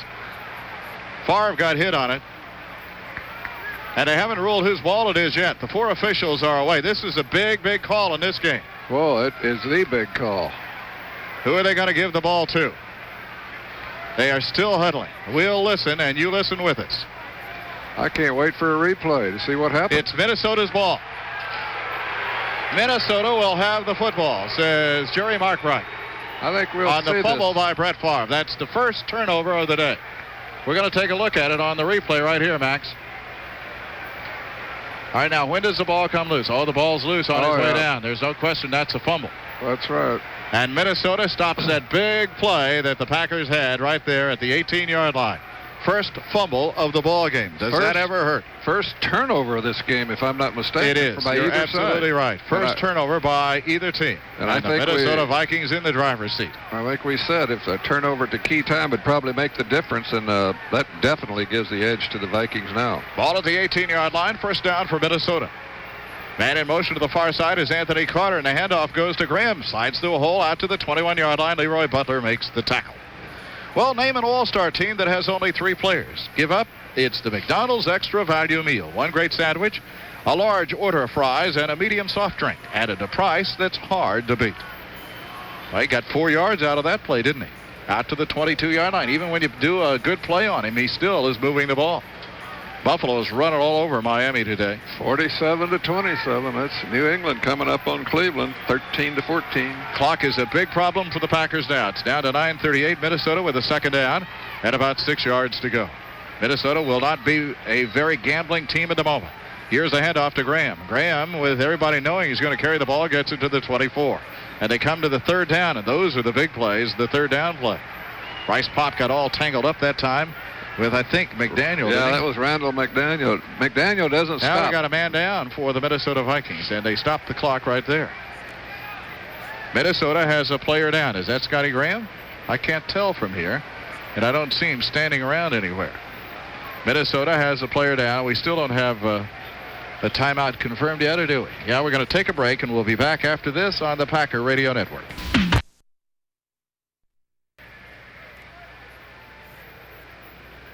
Well, the Packers are waiting as number 87, Mike Tice, is taken off the field for the Minnesota Vikings. Ball is at the 25-yard line, and he is slowly walking to the sidelines. Remember, when you're having good times with good friends, drink responsibly, because friends know when to say when. A reminder from your friends at Budweiser. Well, Max, we come to a 3rd down and 4 again, and this is where Jim McMahon has been terrific all day long. Well, this is all, I wouldn't say do or die, but you better stop them now. Here they go to the sidelines with a man on the near side. That is Carter, Anthony Carter, Chris Carter to the right. 3rd down and about 4 for the Minnesota Vikings. They are back at their own 25-yard line. Jim McMahon, the quarterback, waiting. McMahon rolls back into the pocket, looks, now loops the ball upfield. It's caught for a first down at the 32-yard line, and the Packers they rule it no catch. Oh, well, that's just they as rule good. It no catch. No, it wouldn't be. No, it's not as good, but better than a first down. It'll force them to kick it, but they rule it no catch. I hope they didn't rule him down at that play. Let's see what the official Jerry Markwright says. It is incomplete. Well, that's what they're ruling, incomplete pass. Well, that would be a big one to have caught and run the other way. Let's see whether he caught it or not. Max, you tell me. Yes, Max, that is a catch. That's a fumble. That should have been a catch right there. See, if you're going to rule Favre's fumble, that was a fumble on a catch. Yeah, bad call by the officials right there. Well, we're reaching because the Packers are down 21-10 and only 8:46 left. Here is the kick. And this is an end-over-ender that Mike Pryor tries to get to, and he has to get away from it. Good play by Mike. He couldn't catch it cleanly. He had to get out of the way, and the ball will be down at the 34-yard line. Now we got a flag over on the far side between 2 players, and I'm not sure what that's all about. Well, it'd have to be a personal foul because on somebody for covering the kick, I would think. Well, whoever it's against, it's probably going to be both ways, so it won't make a whole lot of difference, will it?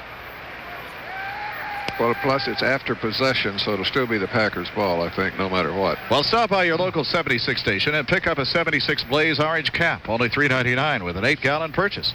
Visit any participating brand 76 dealer while supplies last and go with the spirit. Ball is at the 33-yard line while the officials get this all worked out. Jerry Markbright obviously will say something once it's over, wherever he is. I can't even find him, can you? Yeah, there he is, in the middle with all those officials. I'll tell you what, when they look at the tape and see Roger Craig's play, that's such a big play in this ball game right there. And they ruled that not a fumble. It looked like he had both feet down, looked like he had the ball secured when he got hit. Yeah, I saw a second replay from another angle, but I just caught the tail end of it, which told a little more of the story. But I agree, I think he caught the ball. Well, they're going to have a long conversation here. Today's game brought to you by Mills Fleet Farm and Wilson Sports Equipment. Wilson, the official ball of the National Football League. Now let's listen. We have 3 fouls on the play, all against Minnesota. We have number 82 going out of bounds, coming back and illegally touching the ball. That penalty is declined. We have number 89 with an illegal hands to the face before possession. That penalty is declined. We have personal foul, unnecessary roughness on number 89 after the ball was blown dead. 15 yards from the dead ball spot. First down for Green Bay. Yeah. That's Orlando Pruitt. Orlando Truitt, rather. The rookie from Mississippi State. So the ball comes to the 49. And the Packers get a first down there, but it's 8:36 remaining in the ballgame, and you're down 21-10. And you look like you had a big strike the last time you had the ball, and it got away. Now you got to come back and try to get that big strike quickly again. That's probably the most ink that Orlando's had in his life that time. 2 penalties on one play. Both of them were pretty bad. All right, it's going to be a first down for the Packers at their own 49-yard line. Down 21-10 in the ball game. Is there a miracle comeback here somewhere? Sterling Sharp says what? He stops the clock and stops play for some reason or other. And I wonder why. Well, they're pointing down at this one end towards the clock, but I don't know which one it is that they're talking about. This is in kind of a disjointed ball game. Well, they're all looking around as if, is there an airplane coming in, folks? The clock on the scoreboard is official.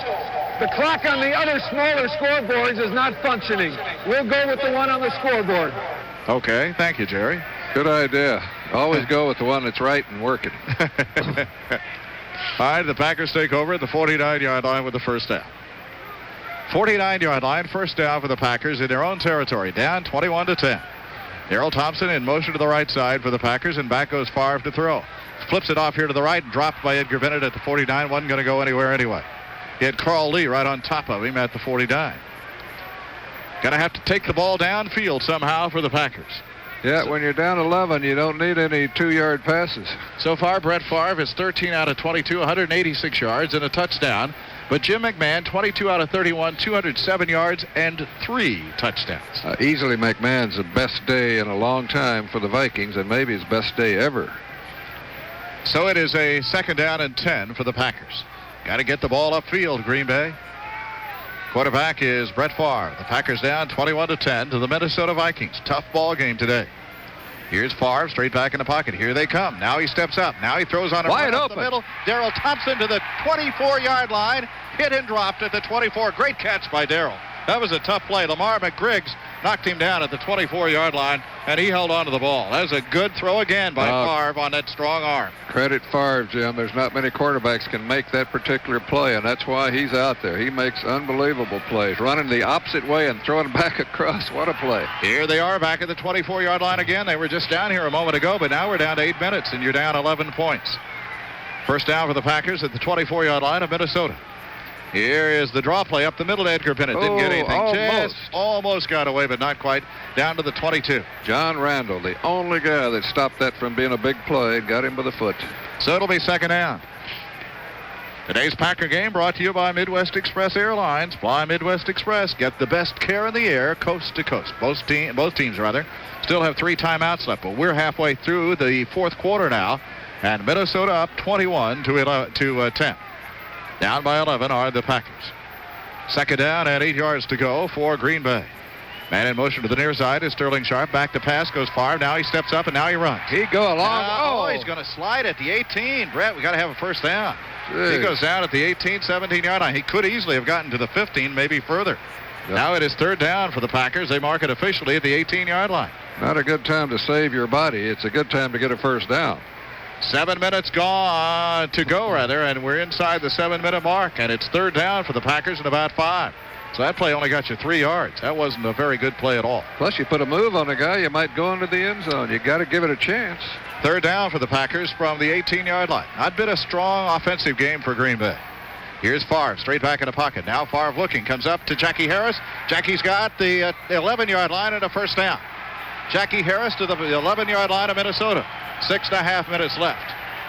Clock running, and we have... what do we have? Sterling Sharp over here with these defenders talking about something, but I think everybody's all right. Got to hurry up, Green Bay. 6:19 left. Down 11 points. Got to get the ball into the end zone quickly. Can't use up the clock. Washington leading Atlanta 16-14 today. And they're in the fourth quarter as well. Here's Brett Favre, first down at the 11-yard line of Minnesota. Been down here before. Here's Brett back in the pocket. Brett looking, now pumping, now comes up the middle, broken up. Bad pass. And he tried to get it into Eddie West, and it hit a linebacker in the back. The linebacker that it hit was Ed McDaniel. Just hit him in the back with the ball. Well, he actually turned around, Jim, and almost made an interception, but, boy, you can't throw into that spot. There must be a better place to throw it. Third down for the Packers. I'm going to look at this play again. He pumped it and came right in the middle. You're right. Hit him right in the back. I'm not sure, but what that might have been interference, except the ball hit him. Had the ball not hit him, it would have been interference. I think you're right. All right, second down and goal at the 11-yard line for the Packers. Here's Favre. Favre looks. Run it in. Run it in. Now he's at the 5. Now it's caught. And it is a touchdown in the end zone for the Packers. Wow. Who caught the deflection? Mark Clayton caught the deflection in the end zone. I'm not sure he ever got the other foot down, but I think the official is ruling that he was knocked away by the defender. Yeah, they're talking it over, Jim, but what a great recovery there by Favre, who found Clayton and deep into the end zone, hit him for a touchdown. What a big one. So the Packers get back in the ballgame with 5:51 on Brett Favre's pass. That ball was deflected. Let's see who hits it for the Minnesota Vikings. And he never got the second foot down. No, we got a break. We got a break. I don't think that should ever have been a touchdown. Instant replay will be back next year. Here is the try for the extra point to make it 21-17. Here's the kick, and this kick is good. It's 21-17. And this ball game is now up for grabs. Boy, a lot of fun from here on in, Jim, with the good, what do we got left here? 5:51. Brett Favre throws it 11 yards to Clayton. And that puts the Packers right back in the ball game. 5:51 remaining. And we have a 21-17 ball game in favor of the Minnesota Vikings. Well, I want to remind you that today's Packer game says that you can win a new Arctic Cat Puma Deluxe snowmobile. No purchase is necessary. Just enter at your participating Arctic Cat dealer, including Brickner Sales and Service in Mountain, Wisconsin, and Bender's Arctic Cat, that's in Arlington, Wisconsin. That was a 51-yard drive in 7 plays, and the big play was the broken pass play in which he got the ball upfield to Sterling Sharp. And for Mark Clayton, the touchdown catch will give him how many, Jim, for the season? For Mark Clayton, that will be touchdown catch number 3 for the Packers. So now you got a chance at 5:51 to go, and whoa, if you'd only gotten that other one, I'm now getting greedy, right? Got to get yourself back in the ball game and see what you can do against the Minnesota Vikings. Well, number one, you got to stop that young man that's run for 128 yards on 26 carries. If you stop him, Jim, I think this offense will slow down. You get the ball back, and you know Favre loves this kind of position. He's good at making the big play. He just proved it on that drive. See, that penalty by Minnesota, that personal foul makes a difference in this ball game, too. Let me catch you up on all of the scores as we have them here today. It's Buffalo 47, Miami 27 in the third quarter. Washington 16 and Atlanta 14. These are all third quarter scores. They may be updated for now. 23-3, Houston over Pittsburgh. Cincinnati 12-3 over the Rams. That's an exciting game. 5 field goals there, and New England's within 1 of Cleveland, 14-13. All right, Chris Jackie will kick off for the Packers. Ishmael is back deep for Minnesota. Graham is on this near side for the Vikings. 5:51 left in the game. I hope this puts a little fire in that Packer defense, Jim, and they start tackling those runners a little handier. 2 touchdown passes thrown by Brett Favre today. Here is the kickoff. This is a high floater to Ishmael again at the 3-yard line. Ishmael to the 10. Illegal block. Flag thrown on the play, and another flag, and the ball carrier is down at the 20. So that would put Minnesota, if the flags go in favor of the Packers, back to the 10-yard line with 5:40 left in the game. That's where they're going, because I saw one illegal block. Well, you wonder what the other one is, though, Max. They could be offsetting if the other one. Then you'd have to kick over, would you not? Here's the call. Illegal block, number 85, receiving team. Half the distance to the goal. First down. That's Brett Novoselsky, another one of their tight ends. Yeah, actually, both flags were for the same block. It was that obvious. Otherwise, I wouldn't have seen it. Well, Packer fans, this break in the action is a good time for you to break open an ice cold Budweiser and enjoy that crisp, clean, classic taste. Proud to be your Bud. Minnesota's all the way back to the 8-yard line. Now, what do you do here? You come hard at them. You play a little softer. What do? You got 5:40 left. You'd love to force them to punt from deep in their own territory. You got it. Just now the crowd really trying to help out the Packers. Minnesota deep in their own territory. Boy, you got to get the ball back, and they have not been able to do that. The Vikings have controlled the ball today, and that's something the Packers can't stand now. All right, the ball at the 7-yard line. Minnesota with the first down. Chris Carter, he's been the big story. He's over to the left side for Minnesota's offense. Everybody else in tight, and the handoff goes to Graham, and Graham threw a hole to about the 9, a gain of 1. Maybe a yard and a half. Scotty Graham knocked down by Bryce Pop. 5.5 minutes to go in the game. The clock is the enemy of the Packers now. 21-17 Minnesota. They give him 2 yards on the play to the 10-yard line. Crowd yelling defense for the Packers. If you're going to be a good defense, this is when you have to play. And this is what we've been saying all week long, Max, that if you're a good team and indeed you're getting opportunities, you have to take advantage of them. Otherwise, you're still in a rebuilding stage. 2nd down and 8 for Minnesota. Here's Jim McMahon, a play-action fake. McMahon looks. Now McMahon caught, gets away, and slides out to about the 12-yard line. They just can't sack him. He gets away. Where are they going to put the ball? 12 or 13? Clock at 4:53 to go. Now, here is a chance to save yourself 2 minutes if you make a big play defensively right here. I really think to stop them here and give that ball back, the way that Packer offense is going, they'd have a good chance for this game. So it is 3rd down and 5, though, and Minnesota's made all the big 3rd down plays here in the second half.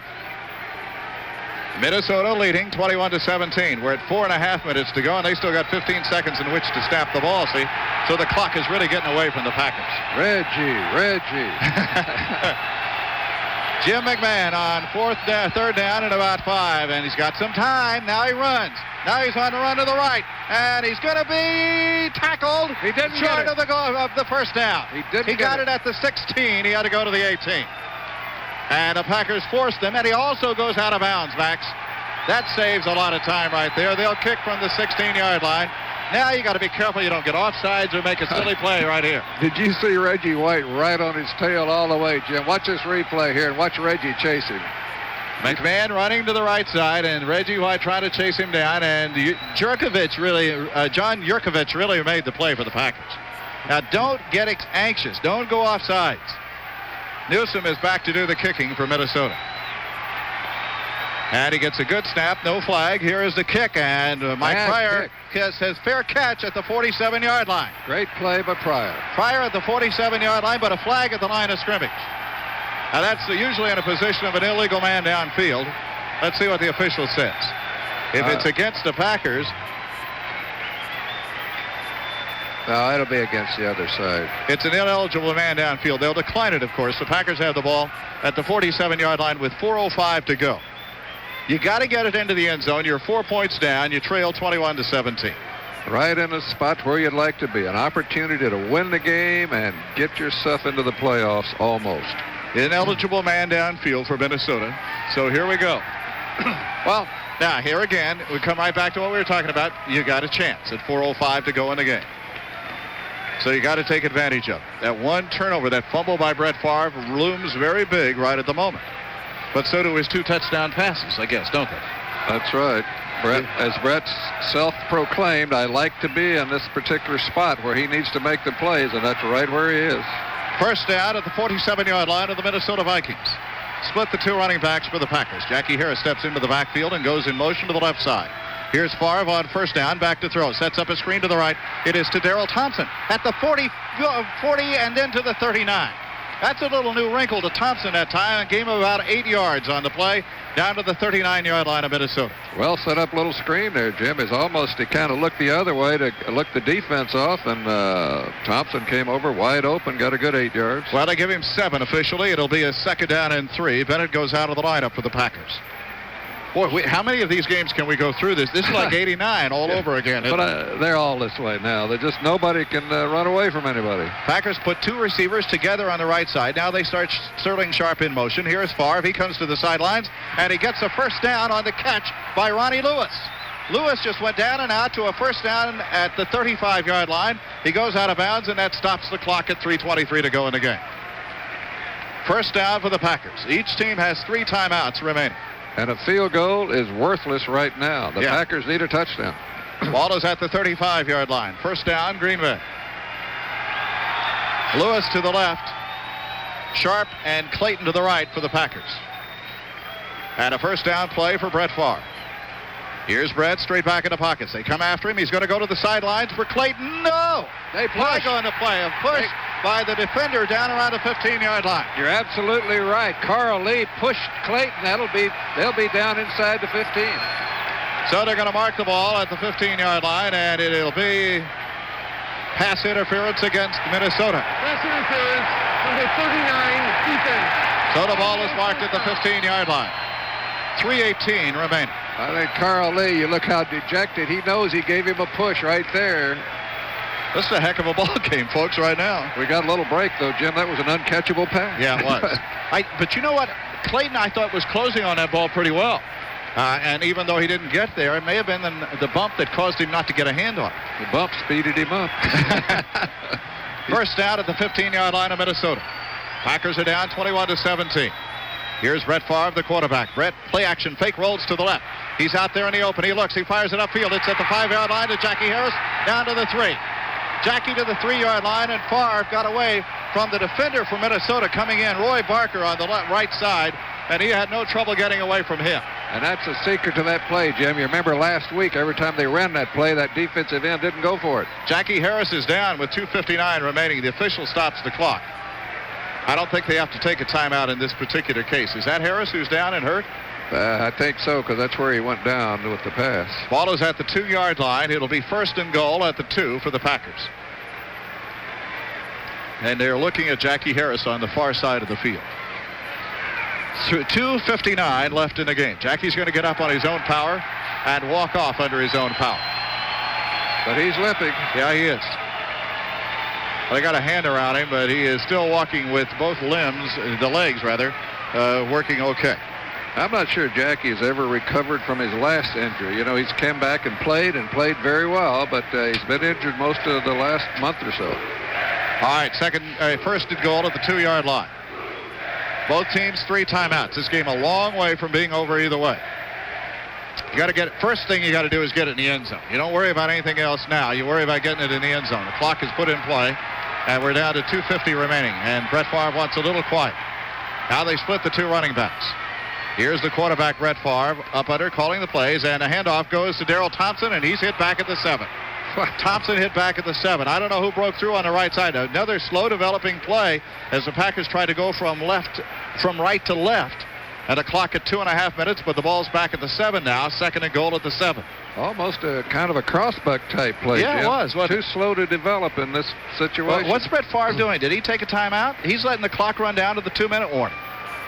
What they're doing, Max, is they're putting all of it on this drive. You know, everything is right here. You got 3 plays to get it in the end zone, and he is letting the clock go down to the 2-minute warning right there. And that's a heck of a gamble being taken by the Packers, because you could stop the clock with your timeouts if you had to. So 2 minutes left here in the ball game. 2 minutes left. 21-17 in favor of the Minnesota Vikings. And we'll be back after we pause for this on the Green Bay Packer Radio Network. Well, it's time now for the perfect finish. What would be the perfect finish for this ball game against the Minnesota Vikings? You're down 21-17. Obviously, you got to have the touchdown and get it into the end zone. And if you do get it into the end zone, that would give you the lead in the ball game. And then you have to call upon your defense again to stop the Minnesota Vikings. And the defense has had its hands full against the Vikings today. But you want to get the lead first, and that would be on this series. It will be 2nd and goal for the Packers at the 7-yard line. For the perfect finish to your next outdoor project, start with Man-O-War Spar Varnish from McCluskey. It gives you the extra protection you need for entryways, garage doors, and door sills, or any wood that's exposed to the sun and a harsh weather. Put on a coat in your choice of gloss or satin finish. McCluskey Man-O-War Spar Varnish, the perfect finish for all outdoor wood. Look for McCluskey's wood finishing products wherever you buy paint and wherever you buy paint supplies. What happened?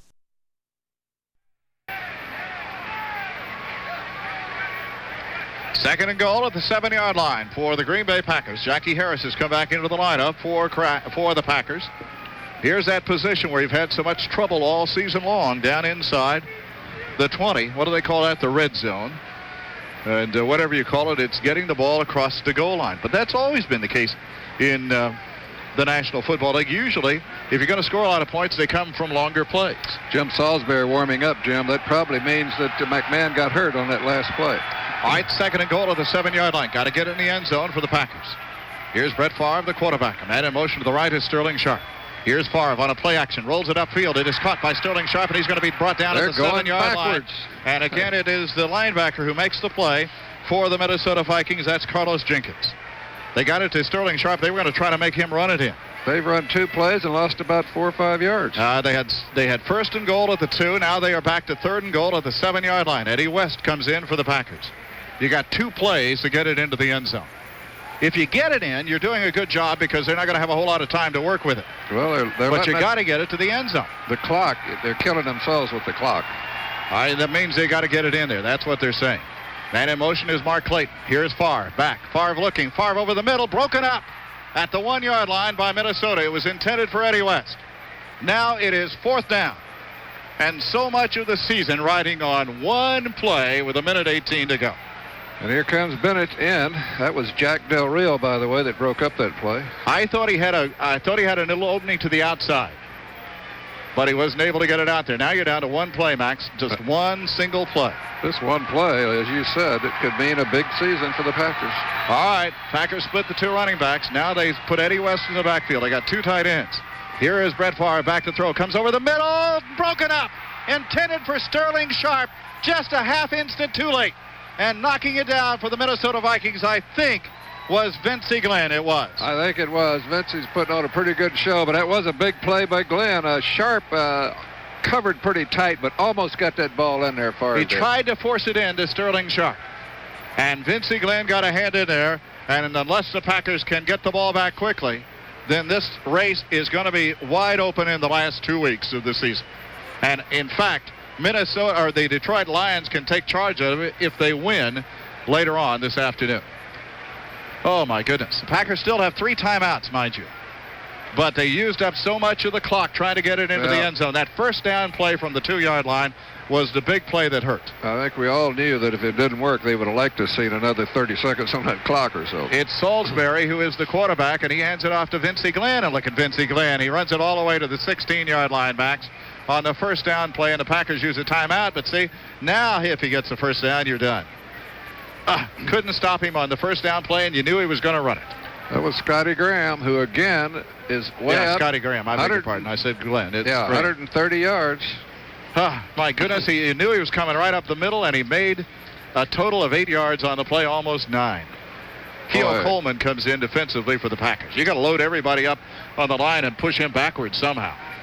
What trouble we've had right in that position. You get 1st and goal inside the 5 and can't get it in. Max, you're going to look back on this season, and if you don't make it to the playoffs, it's going to be the Chicago game, and it's going to be this game, in which everything was there for you. Now, maybe you're not good enough to get it because it was right there in front of you, and you have not gotten it yet. This game's not over. 1:08 to go.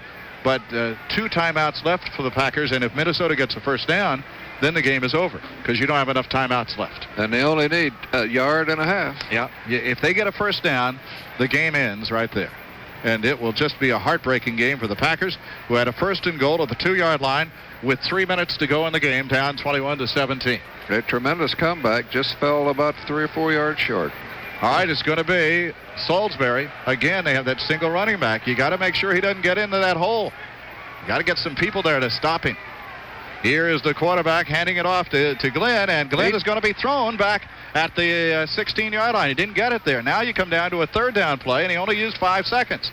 And you still got 1 timeout left. Now you come to 1 defensive play again. Guess what, though?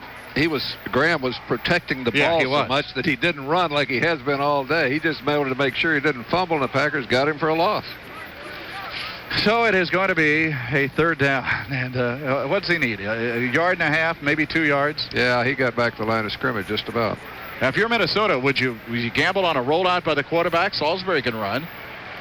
If I had a guy averaging 5-6 yards a carry, I'd give him the ball. Okay. Well, we'll find out what happens here. Packers used their last timeout, 1:03 to go. No, they have 1 more timeout. I beg your pardon. But the key is, can you keep them from getting a first down? If you keep them from getting a first down, then you make them punt the ball to you, and you're probably going to get the ball with time for a couple of 3 plays. But you got to get it into the end zone because you're down 21-17. Boy, can you imagine a first and goal at the 2-yard line, and you don't get it on the drive when you have the season right in front of you. All right, here's Minnesota. They have wide receivers off to the right, but the key is, can you stop them from getting the first down? Here's Salisbury, and a handoff goes to Graham, and he didn't get it. He didn't get it, and the Packers used their last timeout. He is stopped at the 17-yard line. He did not get it. What a play. Now you got a chance with 59 seconds left. But it's only a chance, mind you. Only a chance, but it's better than no chance at all. Yeah, you're right. Better than no chance at all is the correct statement. Well, the Vikings haven't even sent their punting team out yet. With 59 seconds to go, they're not going to gamble here, obviously. No, they're not, but they're thinking about something over there. But they're saying how they want to kick it, what they want to do with it. You know, you could do this too, Max. You could take a safety, but even if you do that, then a field goal beats you, so you're not going to take a safety. No, Salisbury's coming back out. My gosh, I believe they are going to take us. What would they be doing? No, he just came out to talk to somebody. They got a man coming off slowly for Minnesota. Here comes the punting team. Yeah. All right, now, do you gamble and try to block it? Because you might be offside if you try to do that. Oh, I think you go after the block because, you know, it's not like you got a lot of time, and let Pryor also can fair catch it. Yeah, right. All right, Minnesota will be in a punting situation. They're about 1.5 yards shy of the first down. Well, about 1 yard shy of the first down. 10 men on the line of scrimmage for the Packers. They're going to try to block it. Mike Pryor, you can be a hero if you can run this one back. Yeah, with no blocking, he'd be a real hero. But waiting is Newsom. They're still waiting. They snap the ball. Newsom gets a high snap, and he gets the ball away. It's a run-back ball. Now he called a fair catch, and that stops the clock with 53 seconds. And the ball is at the 47-yard line. Hey, they got some room here, Jim.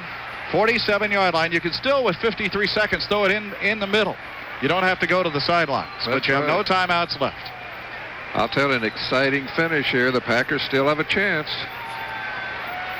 Well, who knows?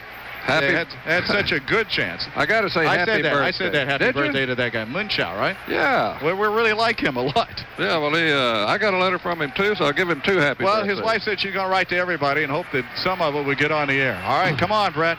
Can't take a sack or anything. First down at the 47-yard line. Favre back in the pocket.